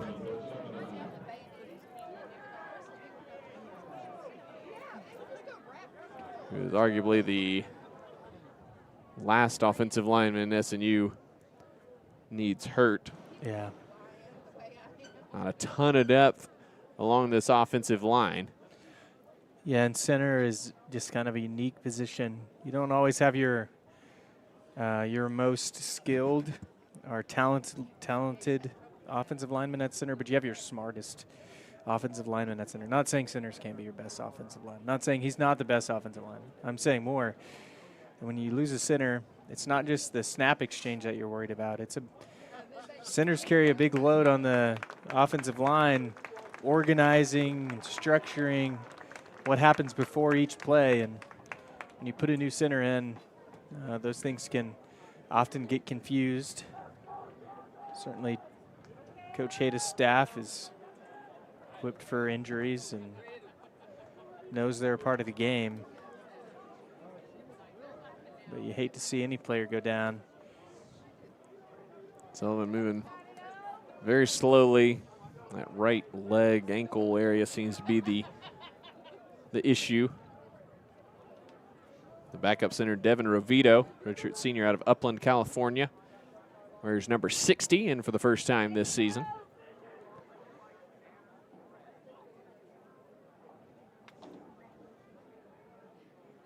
Fourth down and 1 for the Crimson Storm to continue this one. 1:01 left. Evans takes a snap, rolls to the left, fires it on the move, off the hands of Braxton Bird, incomplete. And that is how this one's going to finish up. Yeah, it was there. Maybe a touch too high for Bird. But if a play could demonstrate a game, that's kind of been the game for SNU today. They've had the opportunities. It seems like they've just all been right off their fingertips tonight.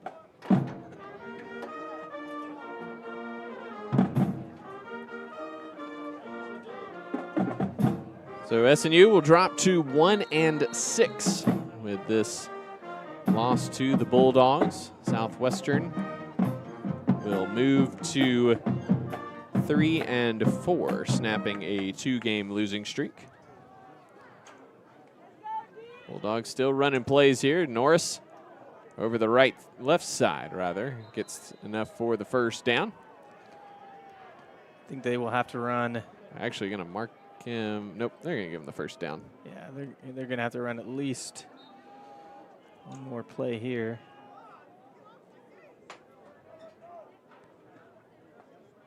Norris again.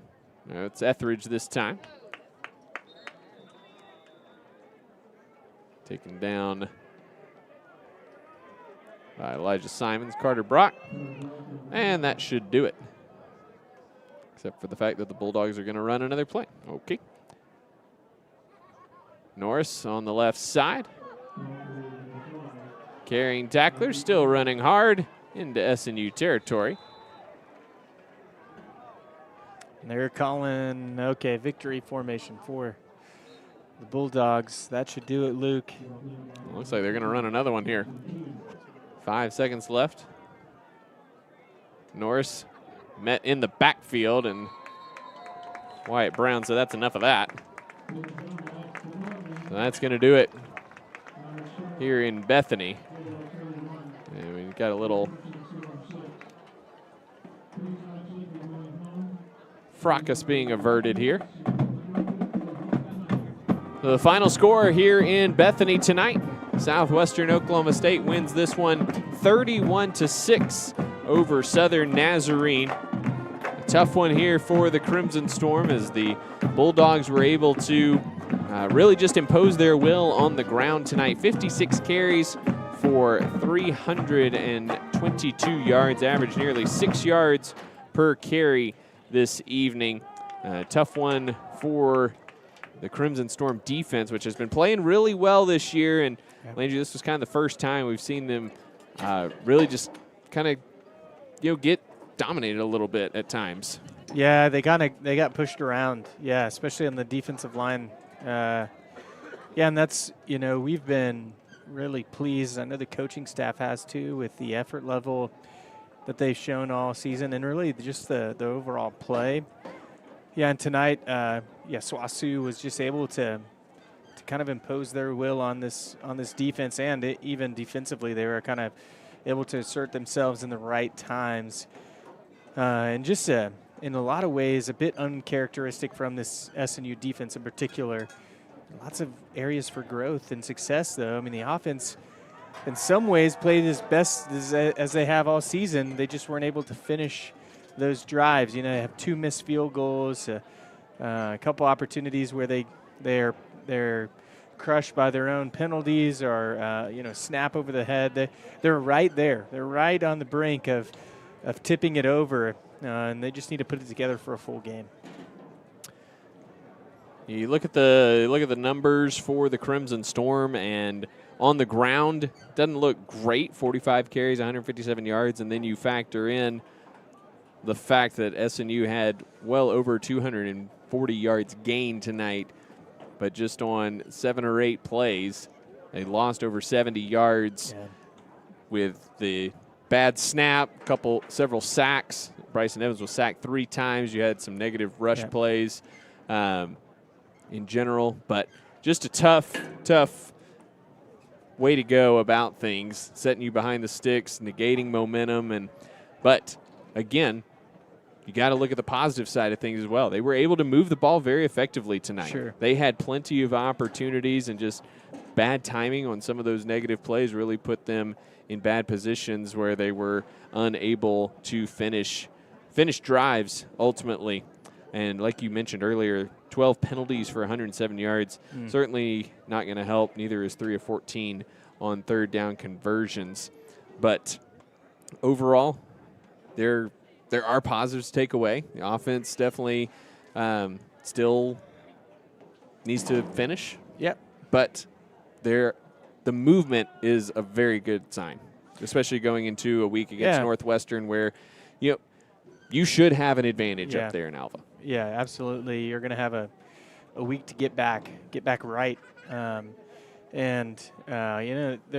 Alva is a tough place to play. I mean, I'm not trying to say anything about the Rangers. It's always tough to leave Alva with a win, and it's going to be tough next week. But I do think, we've watched this offense really progress the last few weeks. Really have some success in a forward direction.